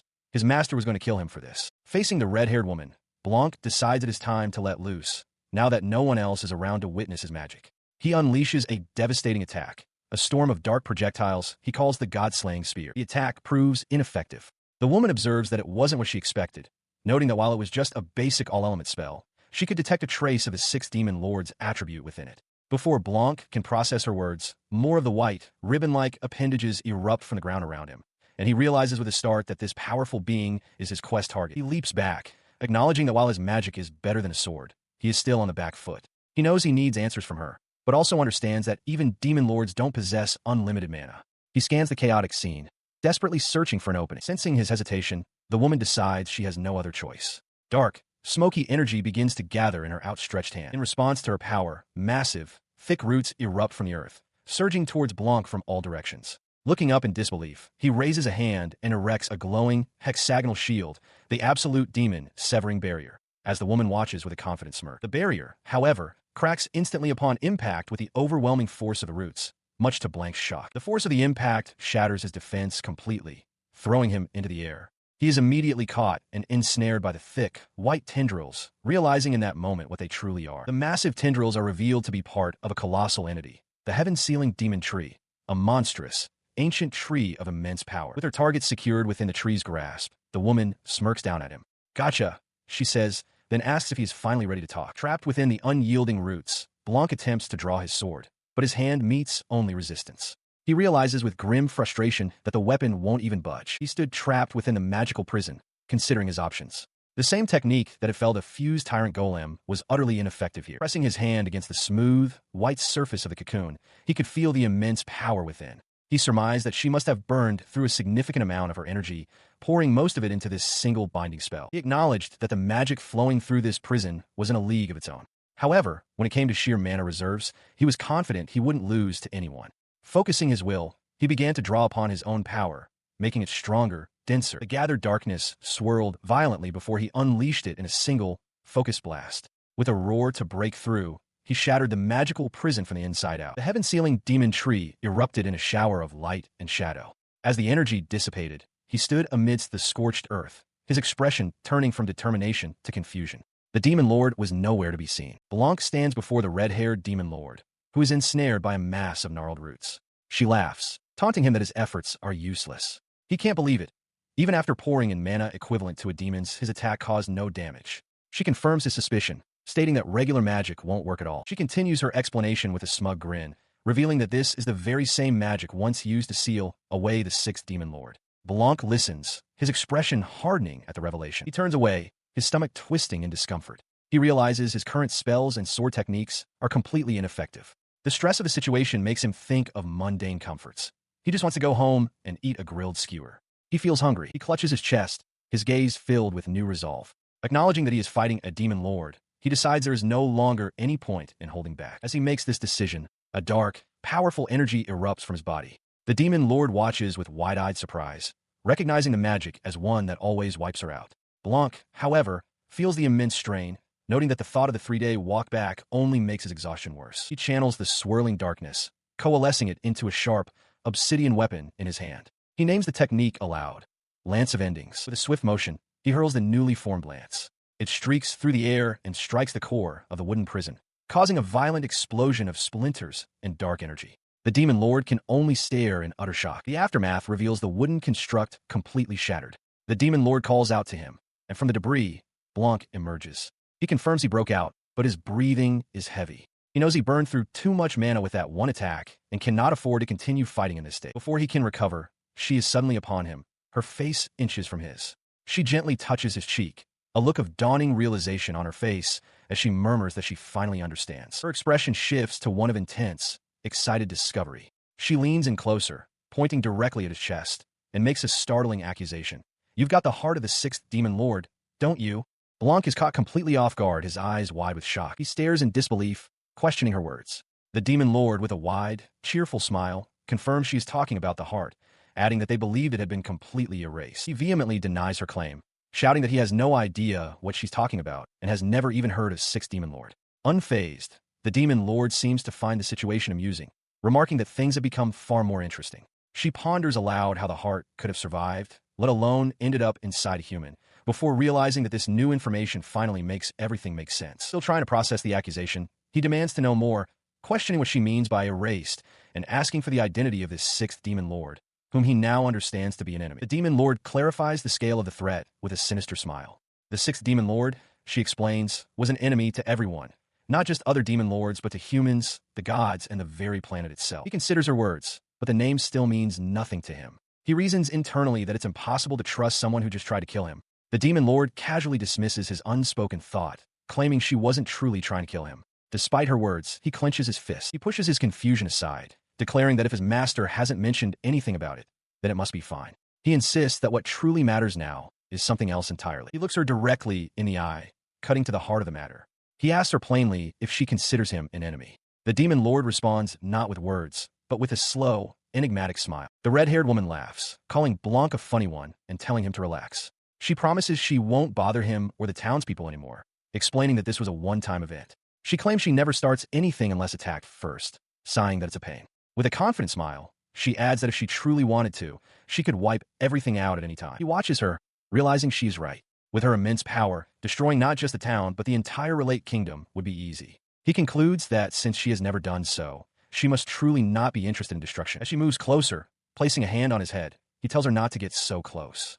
He explains that he was initially curious about the source of the sixth demon lord's presence he felt, but now that he understands she has no will or intent of her own, he has lost all interest. She smiles, asking if he can tell. He confirms that he can, noting that she only ever defended herself and never actually tried to attack him. He realizes she must have noticed his own restraint.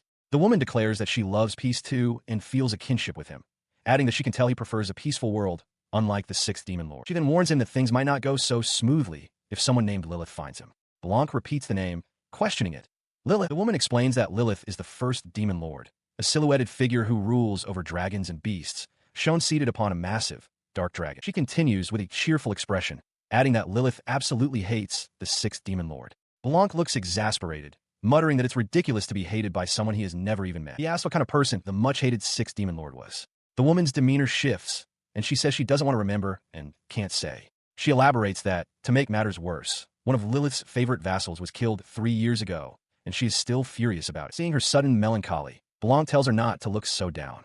He makes a promise. If she ever gets in trouble, he will help her out. Surprised, she looks up at him and asks if he really will. Her mood brightens instantly. With a wide, joyous smile, she asks for his name. He tells her it's Bran. She repeats the name happily before introducing herself as Knuckle. She invites him to come and play anytime he feels like it. Exhausted, Blancc asks for a promise, noting that it has been 3 days. He sighs, lamenting that all he truly wants is a quiet life. He turns and walks away through the massive, pale trees, reflecting that the ordeal is finally over. All he wants is to get home, and the first thing on his mind is taking a bath. He feels as though he is constantly being dragged into increasingly chaotic situations. As he arrives back in town, 2 young women spot him. Arya greets him enthusiastically, exclaiming that it's been a long time.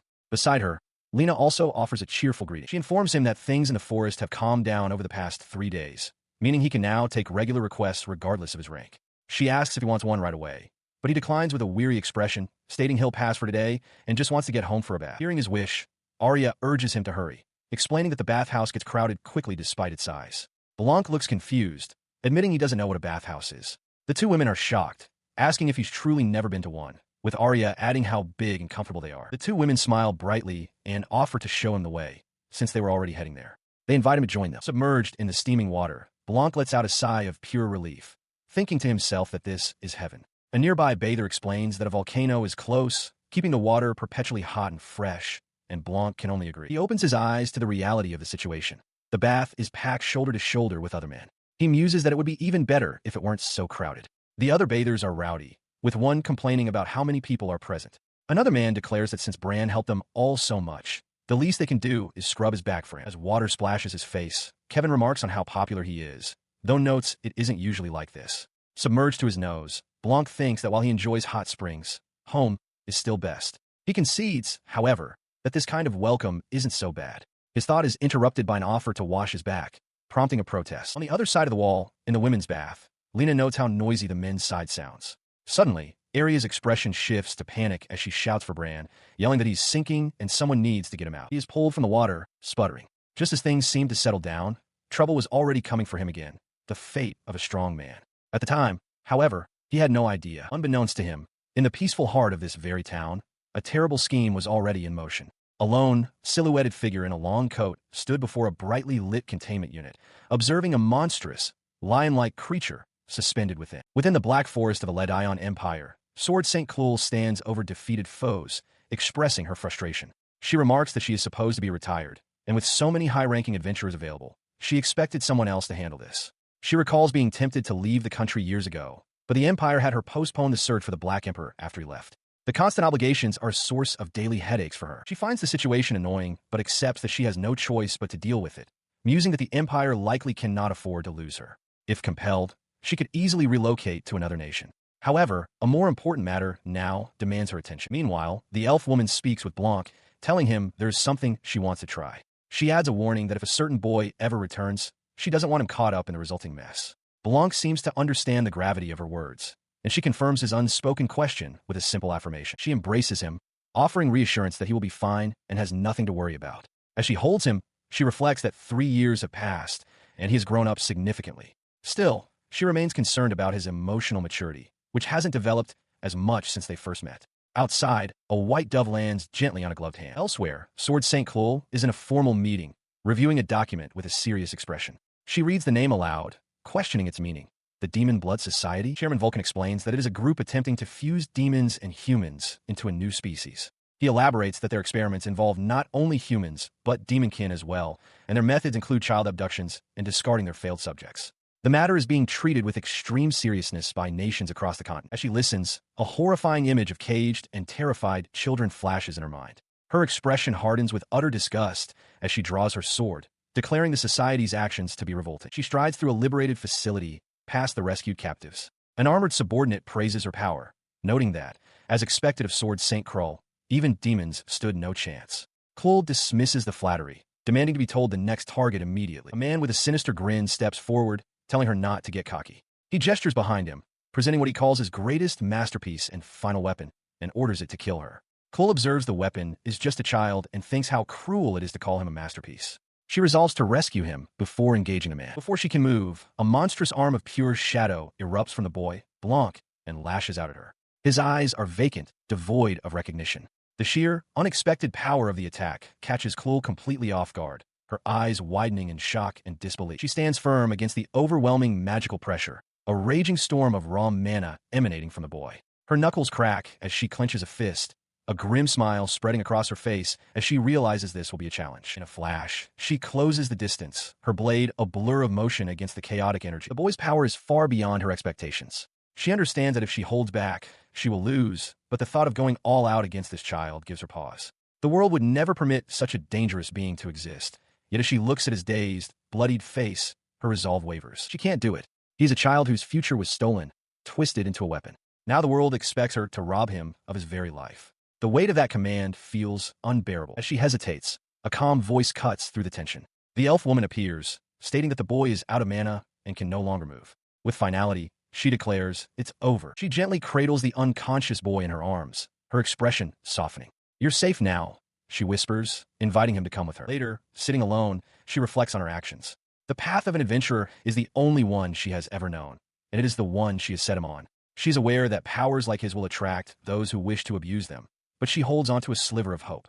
If he can find his own will, his own reason to walk forward, then he will be fine. After all, he is now her disciple. In the town of Claret, within the kingdom of Relaxation, Blancc smiles to himself, a light chuckle escaping his lips. He wonders what sort of fun his companion is having and looks forward to hearing all about it upon his return. His pleasant thoughts are interrupted as he observes the guild's request board, which is packed with notices. The sight makes him realize just how wonderful and precious peaceful daily life is, an important lesson he feels compelled to report to his master. Nearby, another adventurer clicks his tongue in clear annoyance. This adventurer, Gadel, glares in Blanc's direction, muttering about the spineless errand boy. He declares that he is nothing like him and will become a true adventurer with a fortune to his name. He then turns to the receptionist, Lena, and demands an 8th rank request, explaining that its completion is all that stands between him and a promotion to the 7th rank. Lena listens patiently, acknowledging his strong feelings. She calmly informs him that all requests originate from clients. The guild cannot simply invent them. While there are many 9th rank requests available, Gadel shouts back that those are not good enough for his goal. The branch leader, Mr. OG, steps in to address the commotion. He brings up the Forest of Evil, stating there has been no abnormal activity recently. Blancc questions this, noting the standing 9th rank requests for the area, but Mr. OG clarifies that lower-ranked adventurers are still barred from forest work. As Lena tries to placate Gadel, he argues that since the guild's thorough investigations found nothing new, the restrictions should be lifted. Raising his voice to address the entire hall, Mr. OG makes an official announcement. The restrictions on the Forest of Evil are lifted. He adds a stern warning that any strange signs must be reported immediately.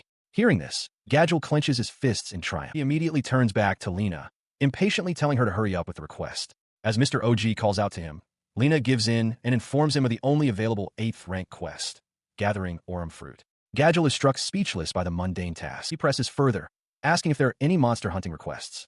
Lena bluntly tells him there are none, and that if he's unsatisfied, he can take a different request outside the forest. Defeated, Gadel agrees to take the gathering quest. Nearby, Blancc watches the scene unfold, a clipboard in hand and an amused look on his face. Sometime later, Gadel finds himself in the wilderness, cursing his luck. He complains aloud that after all that effort, he's stuck on a simple errand run. He confirms his objective one more time, Aurum fruit. His frustration peaks, and he yells into the empty woods, demanding to know where the fruit is even supposed to grow. He pauses, collecting himself, and then steals his resolve. Whatever it takes, he thinks, once he's done, he'll finally be 7th rank. He grumbles in frustration, searching through the undergrowth. He had assumed he could just grab any fruit he saw and be done with it, but finding the specific kind he needs is proving much harder than anticipated. Standing up, he reasons that the outer areas of the forest have likely been picked clean by other adventurers.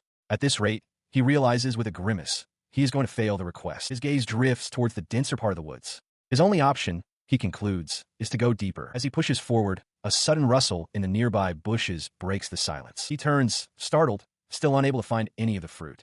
As he mutters about needing to hurry back, a massive, shadowy form begins to rise from the water behind him, looming ominously. The creature fully emerges with a guttural croak. Gadel cries out in shock, recognizing the monster as a mad frog. In response, he draws his sword. He quickly assesses the creature as a rank 8 monster, something he feels confident he can defeat.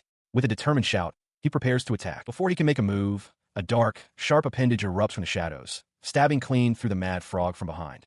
Gadel freezes, his eyes wide with disbelief. The force of the blow sends the frog's corpse flying back, splattering blood across Gadel's face and chest and knocking him to the ground. He gasps in pain, clutching a fresh wound, and looks up to see a colossal, shadowy figure holding the dead monster. Deep within the forest, the adventurer Gadel sits paralyzed with fear before a colossal, 6th-rank assassin snake. He realizes the mad frog he was tracking must have been taken by this creature. He knows there is no way to win, that he must run, but his body refuses to move. Despair washes over him as he accepts that this is the end. His thoughts are cut short by a piercing scream as an unseen force slams him backward. A moment later, a dark liquid splatters across his face. He stares forward in utter confusion, covered in the monster's remains. Behind him, the massive body of the assassin snake collapses to the forest floor with a heavy thud. Disbelief floods his mind. He was saved, but how? He frantically scans the clearing, certain that someone must have attacked the beast, yet finds no one. It couldn't have just burst on its own. He'd been told this part of the forest was cleared out. As he groans, clutching his bleeding arm, the pain brings him back to reality. He doesn't want to die. He just wants to go home to his family. A calm voice suddenly cuts through his despair, calling out to him. Looking up, he sees a young man with dark hair, Blancc, kneeling beside him. Blancc observes that he's taken quite a beating and asks the errand boy if he's all right. He then presses a small bottle to Gadel's lips, telling him to drink while asking what a guy like him is doing so far out in the woods. Gadel weakly complies, swallowing the contents. The adventurer recoils in shock, demanding to know what he was just given. Blancc, misinterpreting his alarm, asks if he's still in pain. Gadel stammers that isn't the issue. His amazement grows as he realizes the truth. His bones and guts had felt completely wrecked, yet the potion healed him instantly. He can't comprehend it. A low-rank adventurer like him could never afford such a thing. Meanwhile, Blancc quietly notes to himself that he's out of the potion now, thinking perhaps he poured it too quickly. He stares, completely bewildered, grabbing the young man by his tunic. He demands to know why Blancc would waste such a valuable item on him. Blancc, looking back with a placid expression, simply states that Gadel was dying. This answer only infuriates the adventurer, who shouts that the potion obviously worked, and that isn't the point of his question. Blancc seems genuinely confused, wondering aloud if the potion failed to work because it was old. Blancc calmly explains that he used it simply because he wanted to. Gadel is aghast, yelling that the potion is incredibly rare and worth at least 1,000,000 gold, a debt he could never hope to repay. Unconcerned, Blancc tells him not to worry about the money. He then muses that Gadel has been calling him errand boy, and that the name has a nice ring to it. This casual dismissal infuriates Gadel further, and he storms off as Blancc tells him they should get going. As they walk through a grove, Gadel asks how his companion knew about his request to gather Aurum fruit. Blancc points out that Aurum fruit doesn't grow this deep in the forest, deducing that Gadel must have gotten lost. He then reveals the truth. Regina, the guild receptionist, had asked him to come, telling him to accept the same request. The words trigger a sudden, bitter realization for Gadel. He understands now that the receptionist, and likely the branch chief as well, must have known from the very beginning that he would fail this dangerous request. His hand tightens around the strap of his bag. His thoughts are interrupted as Blancc hands him a freshly picked Aurum fruit. Blancc explains that this fruit is a key ingredient in potions for strength and recovery, the very kind his mother needs. Gadel gasps, stunned that Blancc knows his mother is sick. Blancc continues, stating that even minor gathering requests are crucial, for without them, vital medicines cannot be made. He tells Gadel not to mock such errands, because they matter. He then clarifies that the guild didn't send him because they had given up on Gadel, but for another reason entirely. The adventurer is left speechless, staring at the fruit in his hand. Gadel processes this, recalling Lena's worried face. He understands now that they were concerned he was pushing himself too hard for his mother and little sister. He realizes that while earning money is important, it might be more worthwhile to consider what is most important to those he cares about. The realization, coupled with the lingering terror of his brush with death, becomes too much. Tears stream down his face as he admits how terrified he was, and that if he had died, he would have left his family to cry alone. After a moment, once Gadel has composed himself, Blancc casually asks if the massive snake that was lying near him would sell for a decent price. The question startles Gadel, who had completely forgotten about the monster's corpse. He exclaims that he should report the kill to the guild. Blancc, however, offers a bizarre explanation, suggesting that the creature, despite having nothing around it, simply burst open and died. He wonders aloud if it simply died of old age, leaving Gadel utterly baffled by the absurd suggestion. Still reeling, he begins to panic, wondering aloud how he, a mere 8th-rank adventurer, could possibly explain bringing back such a powerful monster. He expresses particular fear of the branch chief's terrifying temper. Blancc, however, remains unconcerned, casually telling him not to overthink it, and to simply claim he got lucky and survived. This dismissive attitude only frustrates Gadel further, who accuses Blancc of underestimating him. Blancc seems surprised by his serious demeanor, but Gadel shouts back, refusing to be part of what he considers a fraud. Unfazed, Blancc offers a simple, if dishonest, solution. He will just tell everyone that Gadel was the one who defeated the monster. The colossal carcass of a defeated serpent monster lands in the street with a heavy thud. Nearby, Blancc stands with his arms crossed as a grateful adventurer. Gadel praises his amazing feat. Blancc deflects the compliment, insisting he didn't do anything special and merely hauled the creature into town. Gadel, holding a piece of the monster, calls him a weirdo for his humility, but Blancc simply gives a thumbs up, admitting he wasn't the one who defeated it. As he walks away from the scene, a man in a suit stops him, asking for his name. The man explains that he has only ever heard people refer to him as the errand guy. Blancc looks back, slightly taken aback by the directness of the question. The focus shifts back to Gadel, who, after a moment of fidgeting, points decisively at Blancc. He shouts, demanding to know his name so he can address him properly. A small smile appears on Blanc's face as he replies that his name is Bran. Gadel beams, satisfied. He then introduces himself as Gazel, vowing to earn enough money to pay Bran back double for a potion. With a final promise that Bran will be blown away by his success, Gazel dashes off. Watching him go, Bran thinks to himself what an honest person Gazel is. Later, inside the Adventurers Guild, Bran walks past the reception desk, catching Lena's inquisitive gaze. He smirks, confident that while Gazel will file a report, his expression made it clear that Bran had no hand in the actual fight. He feels he's improving at hiding his true abilities. A sinister smile plays on his lips as he relishes converting another adventurer to the gospel of errand quests. At the counter, Lena remarks on how creepy he seems, while Rena considers that if more people start taking on such quests, she'll need to reevaluate how the guild manages them. His business concluded, Bran turns his attention to the quest board, ready to select his next assignment. He opens a heavy door and begins to descend a flight of stone steps into the darkness below. He arrives in a vast, arched sewer tunnel. He has chosen an errand quest that all other branches avoid, sewer patrol. He stands alone in the immense, empty space, taking in his surroundings. As he descends deeper, he recalls why no one takes this job. The sewers are pitch dark, requiring lamps and costly fuel. They are filthy and stink of sewage. Most importantly, they are a known hiding place for criminals. Pinching his nose, Bran proceeds, knowing he can enhance his vision with magic, rendering the darkness irrelevant. He found himself in a damp, stone-walled sewer. He noted the absence of any human presence, but the place was teeming with monsters. It seemed the area was either abandoned or very poorly managed. He understood now why no one took this job. If all went well, it was just a simple patrol. But there's always a chance for things to go wrong, and with no bonus for killing monsters, it was a terrible way to earn money. This, however, suited his purposes perfectly. As a pack of large, rodent-like creatures charged him, he slid to a halt, completely unfazed by the assault. In an instant, the creatures lay dead at his feet. He identified them as dust mice, rank 10 pests. Though weak, their rapid reproduction made them a persistent nuisance. He observed that there wasn't much sign of activity, concluding they must have arrived recently. He recognized them from the Demon Forest and wondered how they had managed to get into the city's sewers. Regardless, he knew he had to eliminate them all before they could multiply. With the creatures dispatched, he now faced the problem of disposing of the bodies. He considered chopping them up and flushing them away, but worried the scent of blood would attract more dangerous monsters. Simply leaving them would cause them to rot and create other issues. Yet, if he brought them back, people might think he was hunting for profit, which would ruin the simple errand boy image he had carefully constructed. As he pondered his options, his eyes fell upon a peculiar detail among the pile of carcasses. One of the dust mice had purple fur. He identified it as a mutant, then saw there were several more like it. The thought that it could be a contagious disease sent a chill through him. That would be a disaster. He concluded that leaving the corpses was not an option. His thoughts turned to his unique magic, a power connected to the sixth Demon King, which could wipe them clean. However, he hesitated. The magic was far too powerful and difficult to control with any precision. One small mistake, and he could obliterate far more than just the dead dust mice. Blancc steels his resolve, declaring that he cannot simply ignore the situation to save his own skin.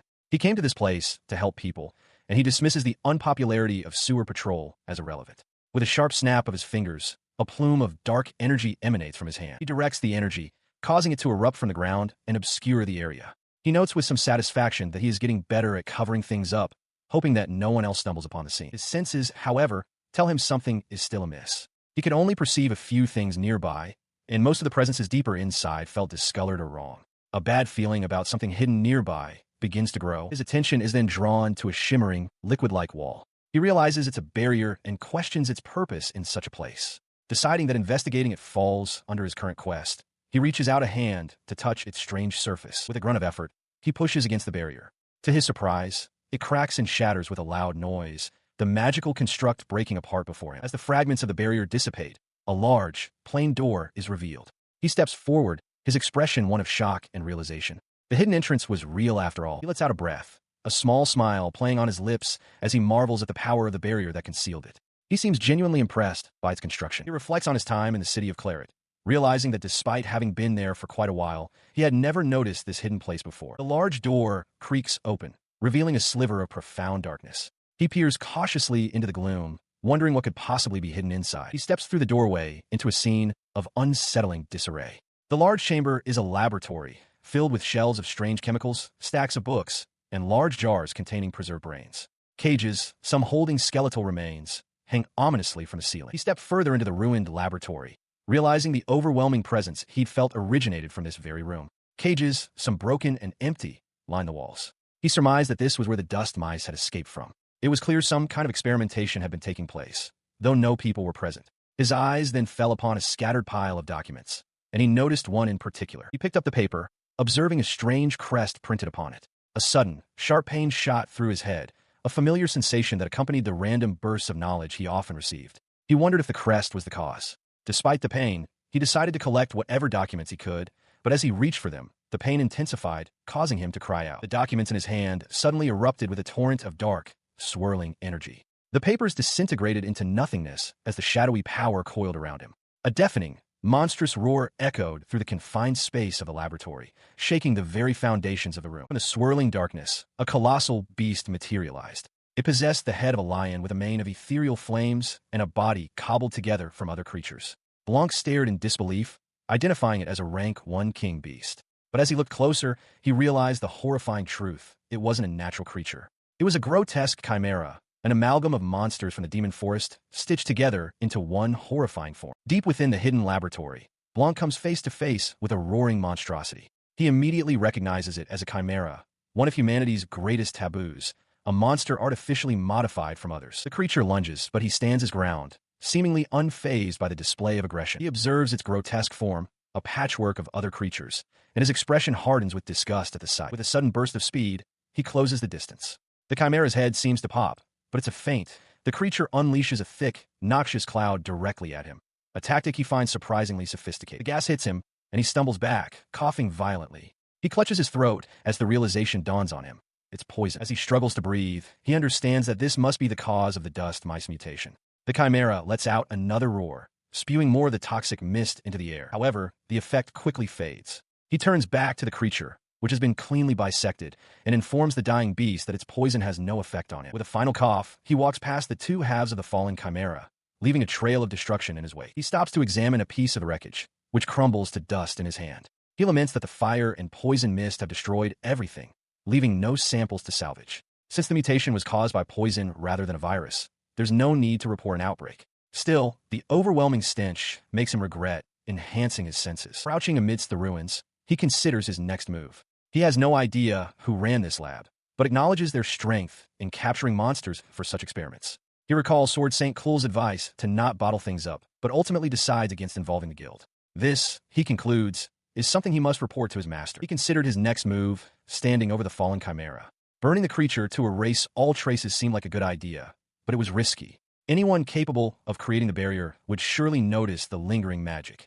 He had already used spells throughout the sewers, but this required a more delicate touch. Then, a new plan formed in his mind. If he only used magic out in the open, but employed a completely different method inside the hidden lab, any investigators would assume two different people were involved. A confident smirk crossed his face. His deception skills were solid. After all, the plan would work. With his course of action decided, he departed. He would simply report that nothing had happened, another job done. The owners of this place, who had hidden their work so deep for a reason, would eventually return to clean up their own mess. Sometime later, a man in a lab coat arrived at the destroyed facility and fell to his knees in horror.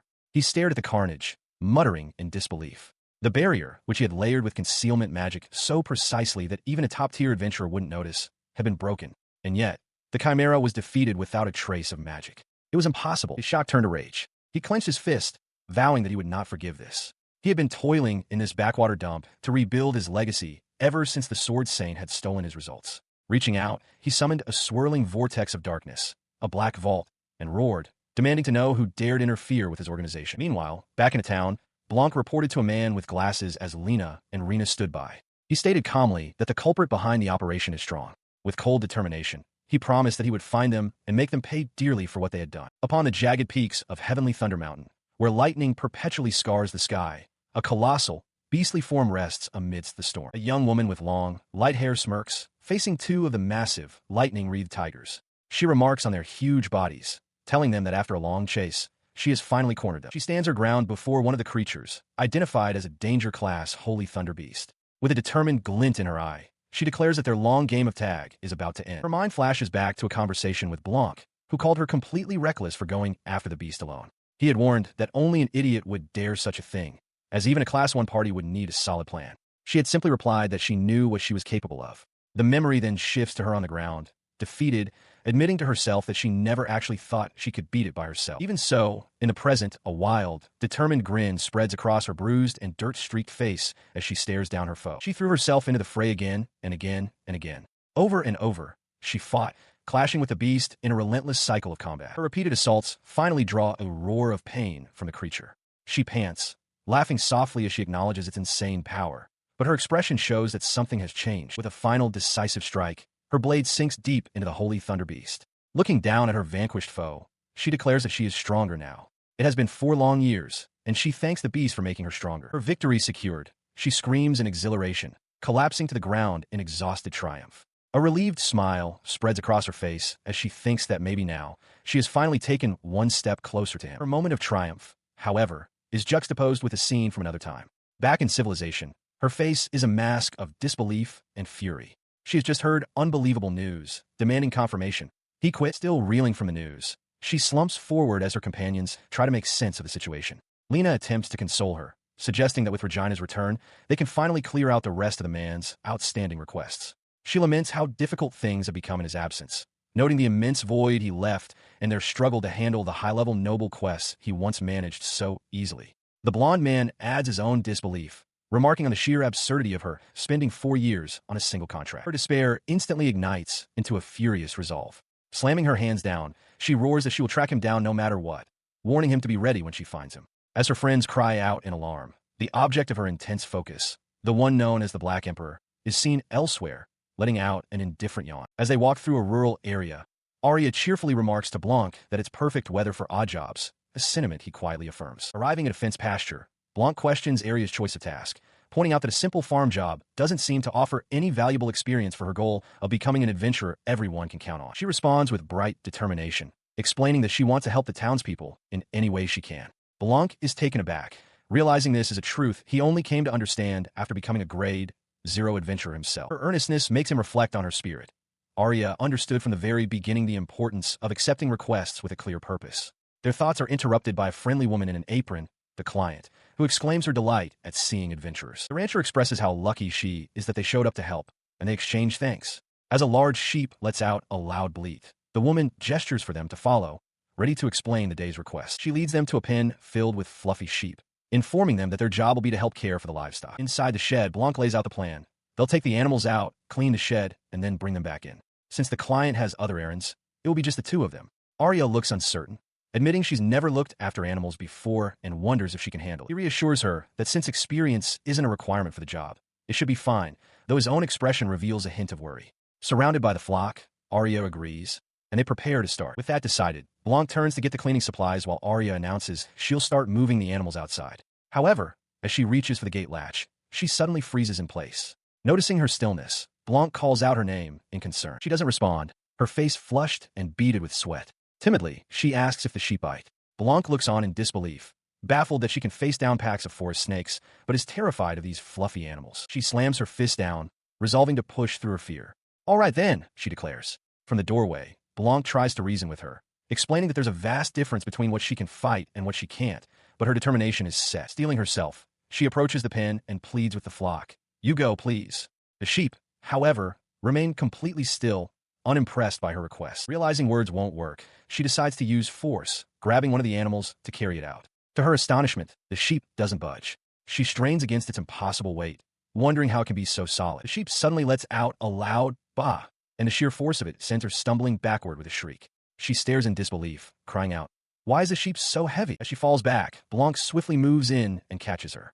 Holding her steady, he looks over her shoulder at the placid flock and asks, "Still can't get them out?" His gaze lingers on the sheep for a moment before he turns back to her. "Don't worry about it," he says calmly. Overwhelmed with embarrassment, Arya can only offer a quiet apology. Blancc stands with his arms crossed, calmly observing a scene of utter chaos.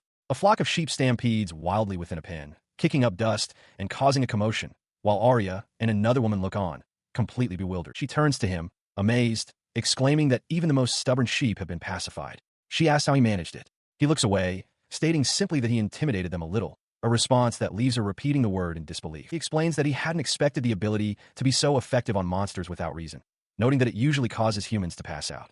He muses that animals getting scared is nothing new, perhaps related to the Demon King's sixth heart and true, as Arya listens with wide-eyed admiration. Inside the barn, they begin their chores. While Arya scrubs the floor on her hands and knees with a pained expression, Blancc hangs effortlessly upside down from the rafters, polishing a high surface until it shines. Her frustration suddenly boils over. With fists clenched, she lets out a furious roar, screaming at the sheep to get back inside. Blancc glances over, startled by her sudden outburst. Her attempt is a complete failure, as the sheep remain outside, bleeding calmly. Defeated, she slumps and mutters that intimidation is hard. Blancc watches her, calling out her name. She turns to him with renewed determination, asking if he would accept a request to teach her intimidation. In response, he simply turns to the flock and issues a single, sharp command. "Get in." The sheep immediately scramble into the barn. The rancher woman appears in the doorway, her face beaming with delight. She waves, exclaiming that the work is all done and that their help was amazing. She thanks them, explaining that her babies are quite moody and asks if the task was difficult. While a flustered Arya stammers, Blancc calmly replies that the sheep were perfectly well behaved. As the rancher affectionately pets one of the sheep, the animal lets out a loud, terrified bleat, its eyes wide with lingering fear. At the guild counter, Blancc suddenly announces his decision to take a month off. The abruptness of his statement leaves both Arya and Lena momentarily stunned. He turns to Arya, who immediately worries that his departure is because she's a slow learner. Blancc quickly reassures her that isn't the case, telling her she's doing well and that repetition is the key to mastery. Filled with renewed determination, she eagerly agrees. Their conversation is interrupted by Gadel, who playfully mocks Arya's intense expression. She snaps back at him for his comment. Meanwhile, Lena calmly asks Blancc why he feels the need to report his time off at all, wondering if it's even necessary. She clarifies that while adventurers are free, his absence would cause worry.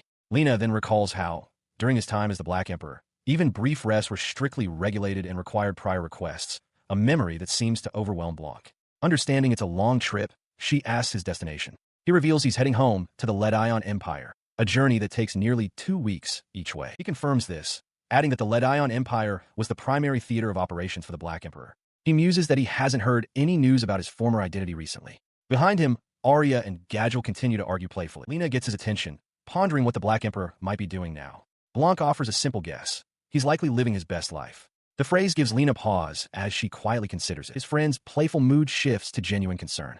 Gadel declares that a month-long absence is a problem and that he'll miss him, a sentiment Arya immediately echoes.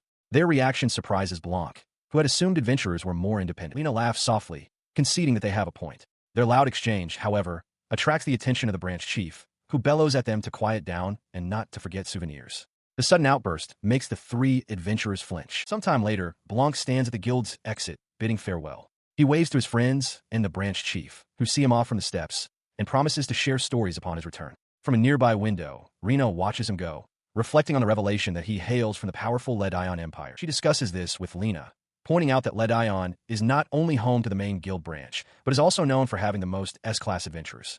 Rena finds it peculiar that someone of his background would settle at their tiny guild. Lena silently concurs, noting that the jobs there are mostly menial, unlike the major tasks available in the Empire. She placed a hand on Lena's, acknowledging that it's considered bad manners to pry into an adventurer's past. Still, her curiosity lingered, and she asked why Blancc would choose to register at their branch of all places. Lena recoiled in surprise, completely flustered. She clarified that she was talking about Lena, pointing out that she seemed to be the one interested in Blancc. Rena calmly dismissed the notion, telling her not to start that again. She then posed a hypothetical question. Wouldn't Lena hate it if her own boyfriend had skeletons in his closet? Confused, Lena insisted the question didn't apply to her. She leaned back in her chair with a dismissive wave of her hand, declaring that a man with no ambition was a total no-go for her. As Lena stammered that it wasn't like that at all, Rena coolly advised her to aim for a better man if she was going to choose someone. Exasperated, Lena finally blurted out that Rena was a total witch. Blancc walks alone down a dirt path, leaving a town behind. He considers the long journey ahead to the Ledion Empire, calculating that it would take a month on foot or a week by carriage. An old man driving a horse-drawn cart calls out to him, remarking on the danger of traveling alone. Before Blancc can fully respond, the horse shrieks in terror as a pack of monstrous, tusked boars burst from the woods, charging directly at the travelers. The monstrous boars now lie slain on the road. The grateful travelers, having been saved, gather around Blancc. The driver calls him a lifesaver, and a woman in the group offers to repay him with a ride to his destination. A small girl with pigtails shyly offers him a small stuffed toy, thanking the big brother for protecting them from the scary monsters. The driver repeats his offer, but Blancc politely declines, stating that he would prefer to make the journey on foot. He walks away, taking a bite of a fruit the travelers gave him. He is stunned by the incredible flavor, realizing the world is bigger than he thought. He momentarily regrets not taking the leisurely wagon ride, but resolves to buy some of the delicious fruit as a souvenir when he reaches the capital. He pauses to consult a map, contemplating his options. While he told the travelers he would take a month, he knows he could run the distance much faster. To avoid scaring people with his speed, he decides to take a shortcut through the mountains, staying off the main path to go unnoticed. He enters the wilderness, stretching his arms wide. After 50 long years, he is finally on a trip and relishes the chance to enjoy the fresh forest air and relax. 3 days later, his initial excitement has given way to boredom. Perched on a tree branch, he reflects that he's had more than enough forest bathing. Suddenly, his senses sharpen as he detects a strange aura, a barrier. He stands before the shimmering, invisible wall of energy. The sensation is familiar, reminding him of the sewer incident, though this barrier feels weaker. He sighs, considering it a waste of energy to shatter, but decides he has to deal with it. Passing through the barrier, he discovers a secluded building. As he wonders about the place, he overhears a scarred man inside scoffing at the idea of needing guards and questioning if they would even face bandits. He listened from the shadows as the men spoke. One complained that their special experiment had ruined the good life, but his companion told him to quit his whining, suggesting they could steal some fun for themselves when the job was over. They spoke of golems and a criminal syndicate, confirming Blanc's suspicions. The blond man warned his friend not to overdo it, remarking that the girls they were given were already ruined. His expression darkened at their words. In a flash, he was upon them, striking the blond man before either could react. The man's companion could only ask what had just happened as something fell. It was a small stone, striking the hooded man squarely in the forehead. As he cried out, wondering about the noise, he saw Blancc standing over his fallen comrade. A wave of frustration washed over him. He clenched his fist, cursing his own actions. He questioned his own impulsiveness, realizing that if he had let them talk a little longer, he might have gathered more intelligence about the compound's interior. With the decision made, he approached the large double doors of the main building, ready to see what lay within. He paused, extending his senses. He could feel a handful of human signatures inside, along with some fainter ones. He wondered if these were the subjects of their experiments, or merely their playthings.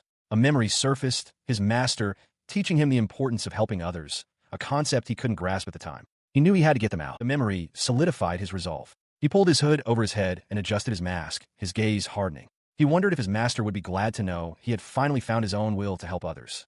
He silently asked her to witness his actions. The aftermath was swift and brutal. The room was a wreck, its former occupants lying defeated and unconscious amidst the splintered furniture.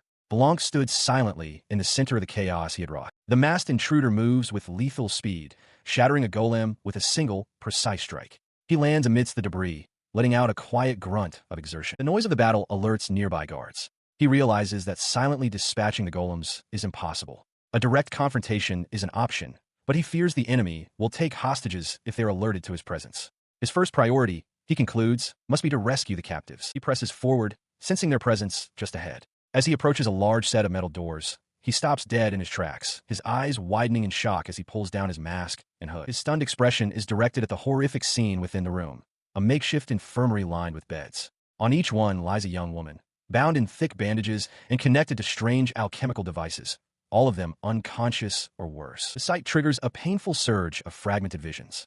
He sees researchers in white coats, their voices echoing in his mind. Discussions of results, failures, compatibility, and the fulfillment of a grand dream. The psychic backlash hits him with physical force as a voice commands, "Now awaken, number 6. He stumbles, clutching his head as he gasps for air, desperately questioning if the memories he just witnessed were his own. He struggles against the disorienting flashes, wondering if they're truly his memories. An image of his own serene face appears, being called Master. With a grunt, he shakes his head, forcing the thoughts away. Now is not the time. He must focus on his mission. Pushing the confusion aside, he finds a cell where several young women are imprisoned. They look up in fear as his shadowy figure appears before the bars. One of them timidly asks who he is, and he announces that he has come to help. He opens the cell and tells them they must leave immediately. The captives are overwhelmed with emotion, their disbelief turning to tears of relief. They can finally go home.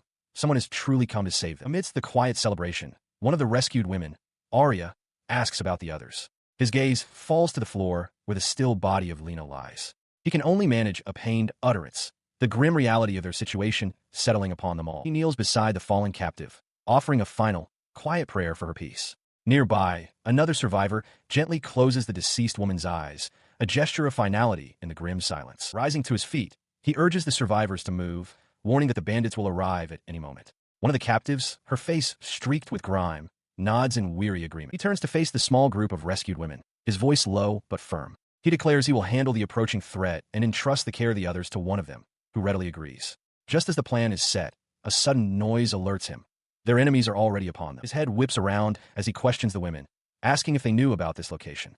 One of them, her dark hair framing a pale face, shakes her head and explains that their captors always moved them while they were blindfolded, a revelation that horrifies another survivor. She then asks with concern if the other captives will be all right. The blonde-haired woman beside her offers a grim reassurance. Their minds are clouded by drugs, but their bodies are otherwise unharmed. The Black Emperor's eyes widen slightly, a flicker of confusion crossing his face as if he's perceived something entirely unexpected. The Black Emperor stands cloaked in a large, ornate hall, confronted by a mob of rough-looking men. Their leader, a man with a long white beard, demands to know how he found their hideout. The Black Emperor clutches his chest, a wave of nausea washing over him as he senses the vile thoughts of the crowd. These are the ones who abducted the women. The leader taunts him, sneering that he must fancy himself a hero, and promises to make things entertaining. Unfazed, the Black Emperor retorts, asking how they knew he was coming and calling them fools.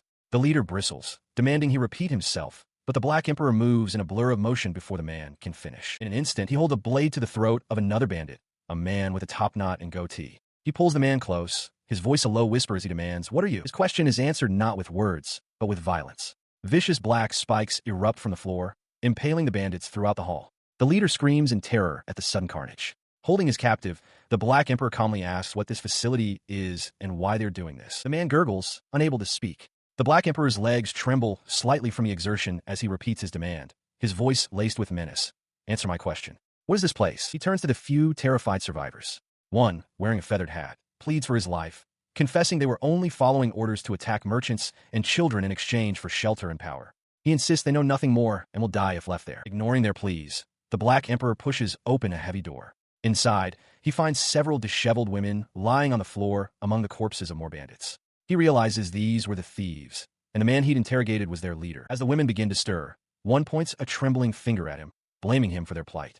Nearby, the impaled bandit leader begs for help, admitting his wrongdoing. The Black Emperor states that his business is concluded and tells the women to do as they wish. He turns to leave, but the women cry out and shrink back in fear, their bodies trembling violently. His departure is halted. He approaches one of the captives, a woman with white hair, and gently touches her cheek. He realizes they have been drugged. Though the specific concoction is unknown and may have side effects, he believes that with time, they will recover. He sighs, wondering if this is another fragment of the mystery. Deciding that difficult matters are best left to his master, he kicks open the door to the outside, assuring the women that everything will be fine and that they can discuss it when he next meets his mentor. Leading them out into the daylight, he is approached by one of the captives, an elf with long white hair. She asks what they are to do now, explaining that their families and fortunes have all been stolen, leaving them with no place to which they can return. In response, he arranges for a large cart to transport them. He instructs them to head towards the On Empire, specifically to the nearby city of Garson. He assures them that the city is prosperous and its lord is a person of good character who will surely offer them protection. The women, resting in the cart, offer him their heartfelt thanks. As their journey progresses, one of the women looks ahead with wide-eyed surprise, spotting something in the distance. Her cry alerts the others, who see the city walls on the horizon. A wave of relief and joy washes over them as they celebrate, exclaiming that they've made it and have truly been saved. His task complete, the Black Emperor turns and walks away, a faint smile on his lips as the rescued women wave their farewells. Far away, in a rugged, mountainous region, a woman with pointed ears and flowing light hair suddenly senses something on the wind, her eyes snapping open as she murmurs a curious, "Oh." She stands upon a rocky precipice, her dark cape billowing around her. She recognizes the presence as a nostalgic one, a sign that a long-awaited reunion is finally at hand. A confident, knowing smile spreads across her face. She seems pleased by this turn of events, speaking a single name aloud. Brand. Within an infirmary, a sense of calm finally settles. A man with a prominent goatee addresses two of the rescued women, thanking them for speaking with him despite their ordeal. He acknowledges that while the incident was officially recorded as a simple bandit attack, there are too many inconsistencies. He muses that while it's nothing compared to the dangers of the Black Forest, he has never heard of bandits in the perilous hill mountain range possessing such formidable strength. An aide approaches him, addressing him as Lord Commander, and asks about the condition of the other rescued individuals. The aide reports that they will likely recover given time, though identifying the specific drug used on them has proven difficult. The Lord Commander then turns his attention back to the dark-haired woman, asking if she knows anything about their rescuer. She clarifies that it was just a single young man. He recalls the report of a hooded figure who claimed he would return to his senses before departing. The Lord Commander wonders aloud if this person might know something about a research facility. The dark-haired woman looks at him, puzzled, and asks what he means. Before she can press further, the white-haired woman beside her explains that their rescuer also seemed to be searching for that facility, and even appear to be lost. The Lord Commander's expression shifts to one of shock. He recoils, grabbing his head in frustration. He questions how their rescuer could have known about the facility when even the abducted children were unaware of it. The two women flinch at his outburst. Realizing his mistake, he apologizes, admitting it was wrong of him to ask them. His mind races. To have passed through the hill mountain range alone and annihilated the bandits, their rescuer must be a formidable warrior, at least rank 2 in power. Yet, no one matching that description has been reported nearby. He concludes that he must find and meet this person. The white-haired woman asks what will happen to them now. The Lord Commander reassures them not to worry, promising all possible aid and support. He offers to arrange transport for those who wish to return to their hometowns, bringing smiles of relief to their faces. Sometime later, as the rescued women depart with thanks, the Lord Commander walks with his aide. The aide observes that since the captives' origins are all different, it's likely they were abducted from various locations using teleportation magic. The Lord Commander agrees grimly. He declares that he must report this to the country and begin an investigation immediately. With purpose in his stride, he announces, "Let's go." The Black Forest is a place of high magic density, where dangerous monsters roam. The very leaves on the trees are stained black by the ambient power, giving the woods its name.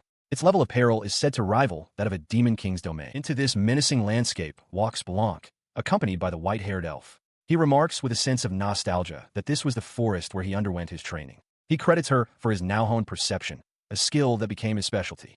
As if on cue, their path is blocked by a pack of snarling, monstrous beasts. He shows only a flicker of mild curiosity at their sudden appearance. Moments later, the beast lies slain at his feet. Standing amidst the carnage, he senses a peculiar presence nearby. His gaze drifts towards a nearby structure, his thoughts turning inward. He questions if it's just an adventurer or if someone is monitoring his home. He sighs, perplexed as to why his own master would be investigating him. The elf woman addresses his unspoken concerns with a knowing smirk. She assures him that she hasn't revealed his location, nor has she heard anything from their master.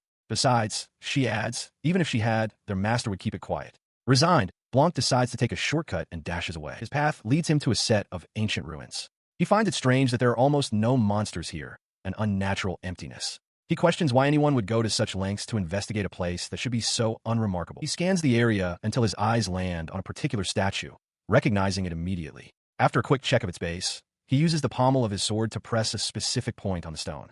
A distinct click echoes through the chamber. In response to the sound, a section of the floor grinds open, revealing a dark staircase descending into the unknown. He peers into the darkness, poised to enter. As he stands at the precipice, a current of air brushes past him. He feels the distinct flow of wind coming from the hidden passage below. He had barely begun his descent when a sudden, violent force struck, sending him reeling. He cried out as he was thrown backward onto the stone floor, completely caught by surprise. As his vision cleared, he saw a figure in a long coat approaching, the sound of their boots echoing softly. The figure remarked that it had been a long time since they had a proper meeting, chiding him for not noticing their presence until they were right in front of him. His gaze sharpened with dawning recognition. Before him stood a woman with short, white hair and pointed ears, a confident, almost mocking smile on her lips. She addressed him simply by name, Bran. Stunned in his silence, he could only manage a single, disbelieving word in reply. Master. In a blur of motion, Blanc's blade meets his master's in a shower of sparks. He grits his teeth, putting all his strength into the block as she presses her attack with effortless grace. She easily disengages, leaping over his head with acrobatic skill. Landing lightly, she remarks that it was quite a rough greeting he gave her. His master turns to him with a confident smile, stating she was worried he might have wasted the last 3 years, but now she feels relieved. She muses that if he had used magic, she might have found him sooner. Blancc explains that he couldn't use magic, which was why he did. He realizes this must be the reason she had him use magic while they were adventuring together. She confirms his suspicion, but adds that there was another reason as well. She reveals the shocking truth. From birth, his innate magical power was so immense that it threatened to kill him. To prevent this, she taught him magic as a way for him to learn to control his own overwhelming power. The revelation stuns Blancc, his eyes wide with disbelief. He touches his chest, processing the weight of her words. He quietly wonders to himself if he was truly in such a dangerous state all that time. His master places a reassuring hand on his shoulder. She explains that this is also why she taught him swordsmanship, noting that it seems to have served him well. She smiles warmly, admitting that while she wanted him to stand on his own, she ended up protecting him all along. Overcome with emotion, Blancc thanks her profusely, unable to meet her gaze. He marvels at how amazing she is and acknowledges how much his skills have improved because of her. As he stammers, flustered, she leans in with a sly, teasing expression. She asks if he's certain there isn't something else he needs to check, her tone suggestive. A confused Blancc can only call out her title. She suddenly darts backward, putting distance between them. She warns that at such a close range, they'll be noticed by the guards. From farther away, she explains the other adventurers won't pay them any mind. She explained that they had finally reunited in a place beyond the reach of prying eyes, urging him to enjoy himself. Before Blancc could process her words, she lunged forward, sweeping his legs out from under him with a powerful kick. He scrambled to his feet, shouting for his master to wait. As she effortlessly dodged his attempts to close the distance, he yelled in frustration, demanding to know what was happening and protesting that he couldn't understand if she wouldn't stop. His pursuit ended abruptly as she appeared behind him in a flash, seizing him from behind.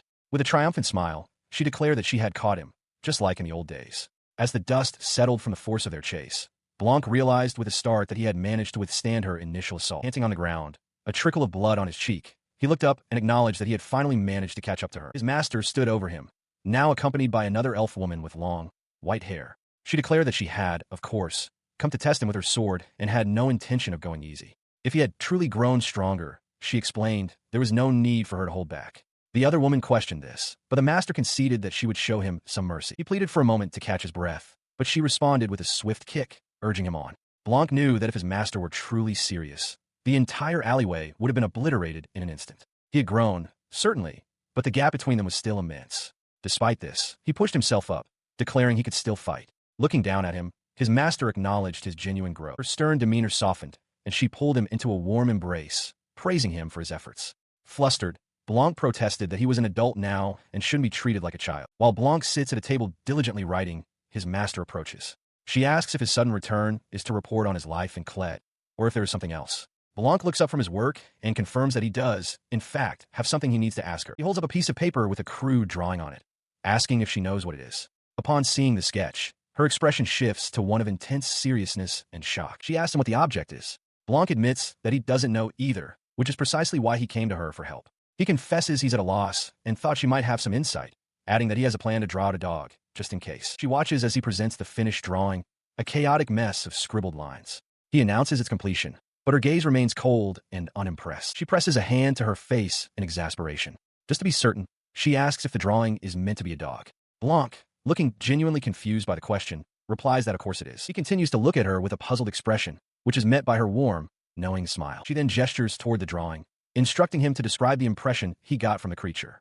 She asks if he understands that this monster is far more significant than he seems to realize. Blancc looks startled by her words. He leans in, pointing his own head, and asks what she means. He elaborates on his vision. A human facing one way and a demon facing the opposite, their lower bodies grotesquely merged. As he speaks, his master listens with growing alarm, a look of dawning comprehension on her face. He quickly sketches a new, clearer image on the paper, a symbol of two figures, back to back and joined at the waist. He declares that this is exactly what he saw. He then reveals that he found this very symbol in 2 locations, the Claret Aqueduct and a facility in the Vile Mountain Range. She reacts with shock, demanding to know what he means. He explains his belief that someone has been conducting human experiments. Just then, A commotion erupts outside, drawing Blanc's attention. He calls out to his master, but she is lost in thought, her expression grim as she processes the terrible implications of his discovery. She began by asking Blancc if he was aware of the hostile relationship between humans and demons. He confirmed, explaining that demons are considered more dangerous than simple monsters precisely because of their intelligence, and that the Demon Association was an organization created through the collaboration of both races. She corrected him, stating that this group was not the Demon Association. In fact, they were operating independently, in defiance of the Demon King's authority. She revealed their goal: to create a new species by fusing demons and humans, abducting people from various regions to serve as experimental materials. The revelation left Blancc stunned. She then produced a vial filled with a dark liquid, asking if he knew what it was. It was blood, likely monster blood mixed with a drug used to forcibly transform their test subjects. She explained the horrifying process. Those injected would enter a state of confusion. Their reason would vanish, and they would ultimately succumb to a blood poison, dying in agony. She confessed that she had once worked with the night orders of several nations to crush this organization, but a remnant had survived and was now active once more. Her expression hardened as she rose from her seat. She told him that the most important thing now was for him to stay out of it, reminding him that she was his master and he was not to interfere. She then placed her hands on his shoulders, her tone softening. She reassured him that everything was fine, that he had started a new life and should live it freely, without concern for her. Blancc, however, looked utterly bewildered by her sudden shift in demeanor. The moment was shattered as the door flew open. A woman with long, light hair stumbled into the room, her face etched with panic as she cried out for Quirce. He turned to his master, surprised by the interruption, but she seemed merely annoyed. She grabbed his head firmly, reiterating that he should not worry about her and should focus on enjoying his own life. He reluctantly agreed. The panicked woman, Regina, rushed forward, throwing her arms around the master in a desperate embrace and crying out Quirce. Another young woman, Arya, followed. Regina began to explain that the Black Emperor had quit, to which Quirce simply replied that she understood. As Blancc watched in confusion, Regina whirled on him, tears in her eyes, and angrily demanded to know who he was. Quirce, with a confident smile, introduces her companions. She presents a sullen Regina as one of her disciples, then gestures towards a slightly bewildered Blancc, identifying him as her other disciple. Regina reacts with immediate agitation, grabbing Quirce's arm. She demands to know what she means, reminding her that Blancc is currently an adventurer in the Relaxation Kingdom. Quirce dismisses her protest, stating that it is far less important than the fact that he is the Black Emperor. Blancc watches their exchange, looking uneasy. She tells Regina to calm down, explaining that the situation has changed.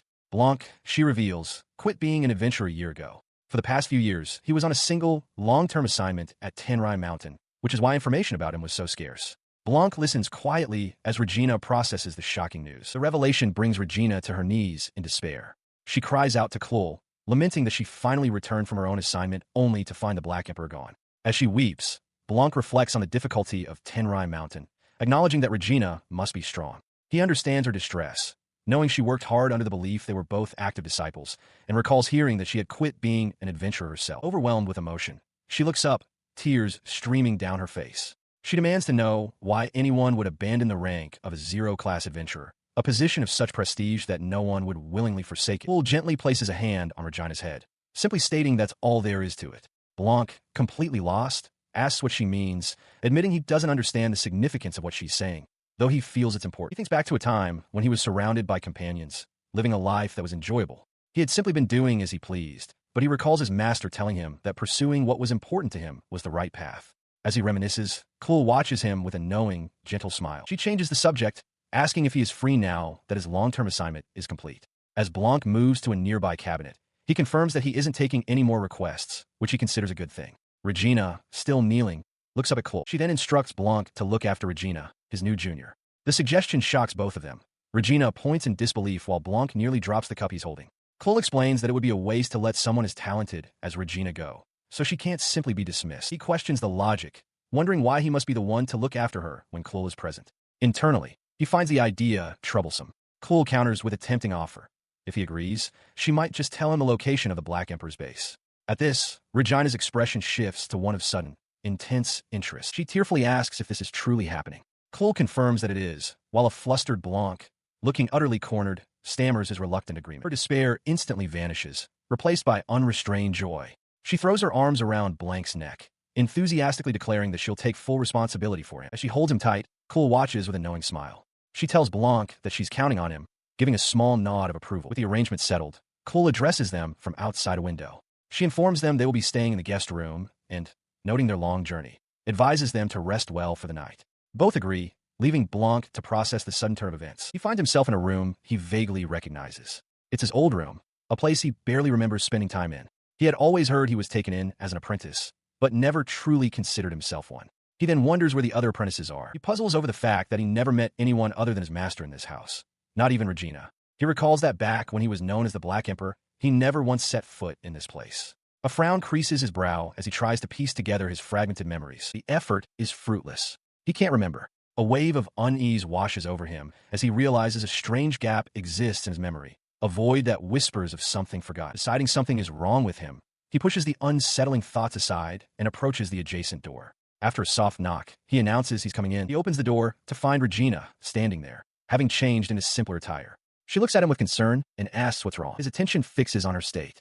He points out that she's dirty. She explains that she was blown away by their master earlier and just came back from the bath. Then, she relays a message from Claret, handing him a bundle of clean clothes and telling him to get changed. He lets out a hollow laugh, still lost in his thoughts. Regina turns back to him, her expression concerned, telling him not to be so down. Confused by her words, he asks what she means. With a towel draped over his damp hair, Blancc holds a cup and looks around in confusion, calling out for Claret and asking what she is doing. Before he can investigate further, Regina intercepts him, looking agitated. She asks what's wrong, then quickly dismisses it, shouting that it's nothing before proudly announcing that Claret has prepared dinner. He stares in disbelief, repeating that his master cooked. The realization dawns on him that he has never eaten a meal prepared by her before and has absolutely no idea what to expect. He asks if he said something strange, prompting the elf woman to whisper to Regina that he and the other disciples are always complaining. Regina seems to agree, her expression a mix of pity and exasperation. Taking a seat at the table, he brings a forkful of food to his mouth. As he chews, a single thought dominates his senses. It is completely and utterly tasteless. Seated between the two women, he continues to eat as the elf woman asks how it is, certain it must be delicious. Regina nods in agreement, but Blancc privately reflects that he has never cared much for food anyway. Regina then changes the subject, asking what he's currently doing in the REIT kingdom and why he came to this country. As the elf woman offers him a salt shaker, Blancc recalls that he simply wanted to see his master again. She presses him further, questioning if he is truly Claret's disciple, finding it odd because he doesn't seem weak. Blancc casually replies that he's here for sightseeing, a response that leaves Regina utterly flabbergasted. Her composure breaks as she jabs a finger toward his face, shouting that he seems pathetic and weak. The elf woman laughs at the outburst, casually revealing to the shocked Regina that Blancc is, in fact, an 8th-rank adventurer. Stunned by this revelation, Regina is caught off guard when Blancc turns the questioning on her. He asks how she managed to find this house, stating gravely that the surrounding forest is too dangerous for even seasoned adventurers to approach. He had just questioned her presence, but Regina ignores him entirely. Her attention is fixed on his master, Claret. Leaning across the table with an intense expression, Regina declares that she went to retrieve someone, explaining that her beloved apprentice wishes for an audience and asking if Claret will grant it. Blancc watches, a look of irritation on his face as Regina continues her story. She reveals that she has long been interested in the Black Emperor, ever since he saved her life years ago. It was her admiration for him that led her to accept a request to become Claret's disciple, hoping to one day stand by his side. She adds that she brought Arya along as well. At that moment, a young woman named Arya steps forward, bowing deeply before Claret. She admits to being taken aback by Regina's fervor, but pledges to do her best. Claret observes her with a serene smile, a wine bottle in hand, while Regina looks on with satisfaction. Later, as they sit together, Blancc asks Regina where exactly the Black Emperor rescued her. Her response is a question of her own, confirming that he must know of the tragedy of Mulan Park, a name that visibly startles him. She explains that she is one of the survivors of that catastrophe.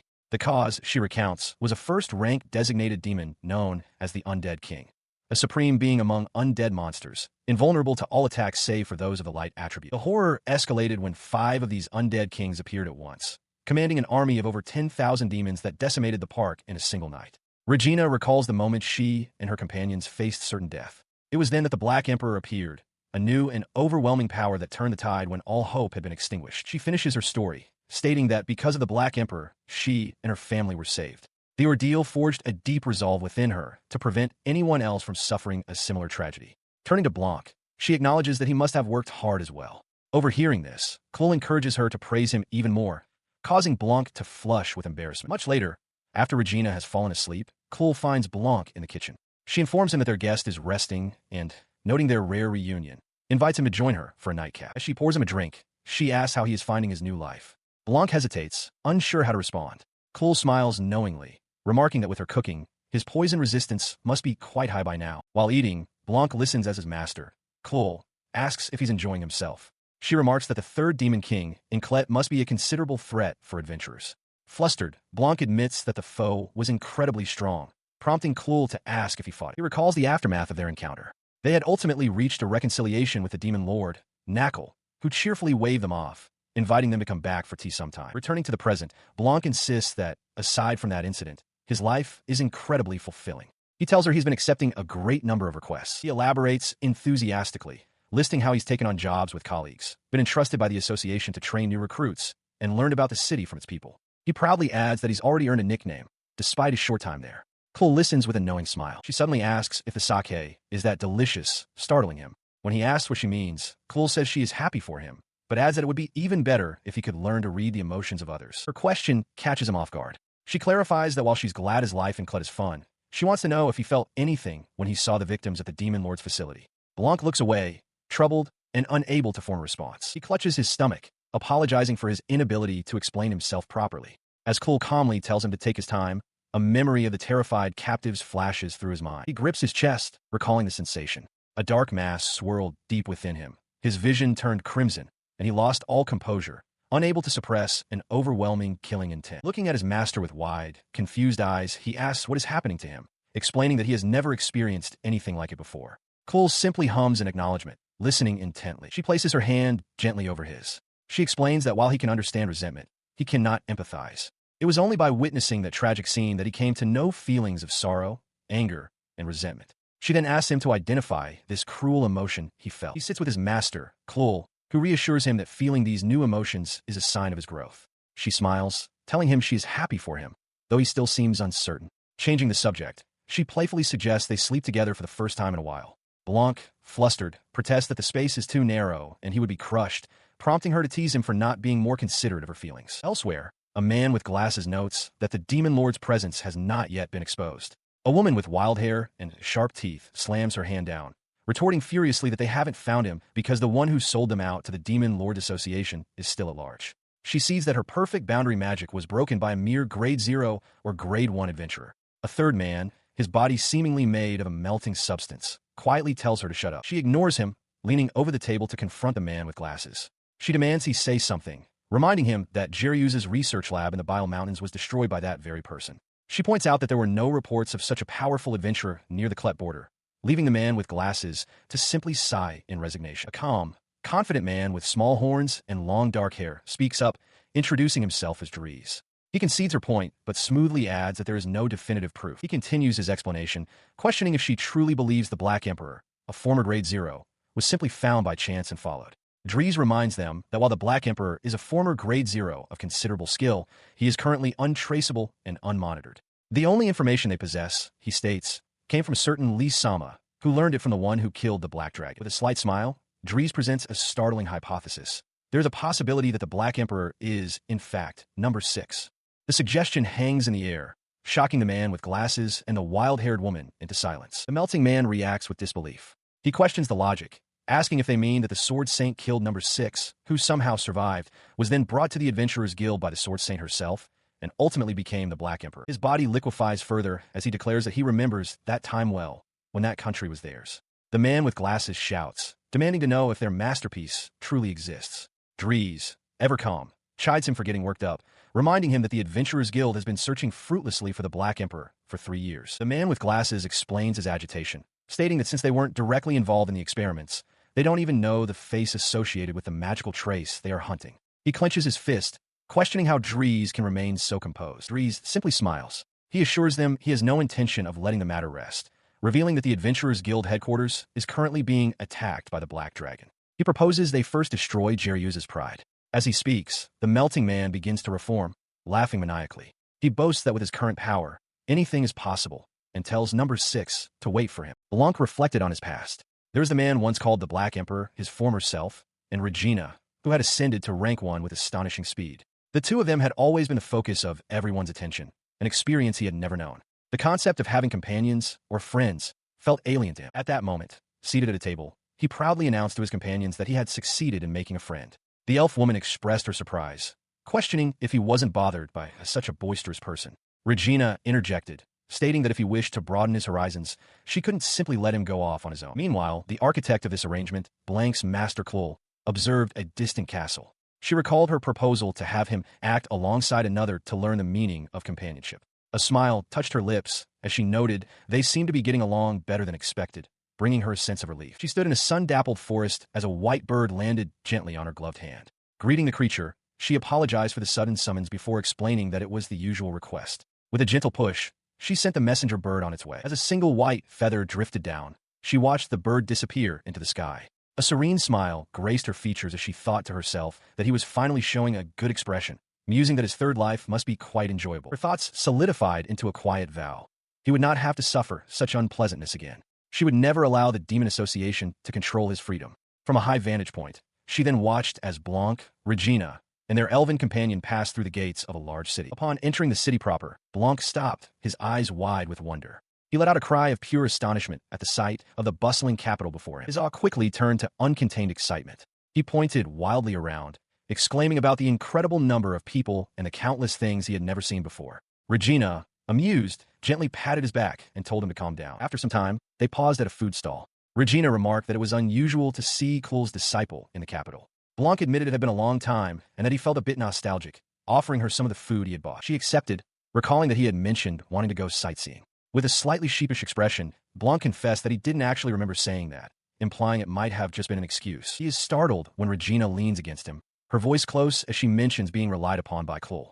Flustered, he manages a simple thank you as she steps forward with purpose. She leads him to a grand, multi-story building with stately columns. Standing at the base of the steps, she declares that their first order of business is to secure a base of operations. Inside, a uniformed clerk welcomes them, addressing Regina by name. She explains to Blancc that she uses this place often, as it's conveniently located on a main thoroughfare. The interior is lavish, adorned with a sparkling chandelier and plush furnishings, reflecting the establishment's high quality. At the reception desk, Regina reassures Blancc not to concern himself with the cost. She points out the vast difference in their earnings, noting that he is a rank 8 adventurer while she is rank 1. She smiles confidently, quill in hand, and tells him not to worry about money while she's taking care of him. He, however, looks troubled, silently questioning if he should be so complacent about the difference in their ranks. His thoughts cause him to bow his head in a gesture of apology, which Regina dismisses with a sharp command to follow her.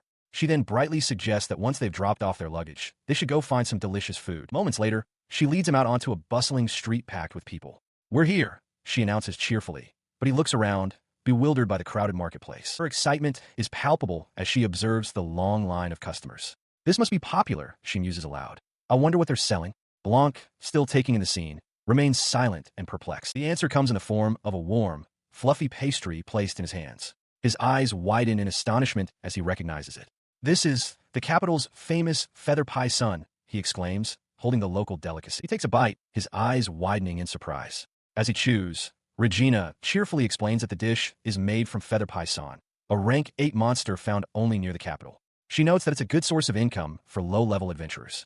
With a grin, she tells him not to ask any more questions and to just enjoy it.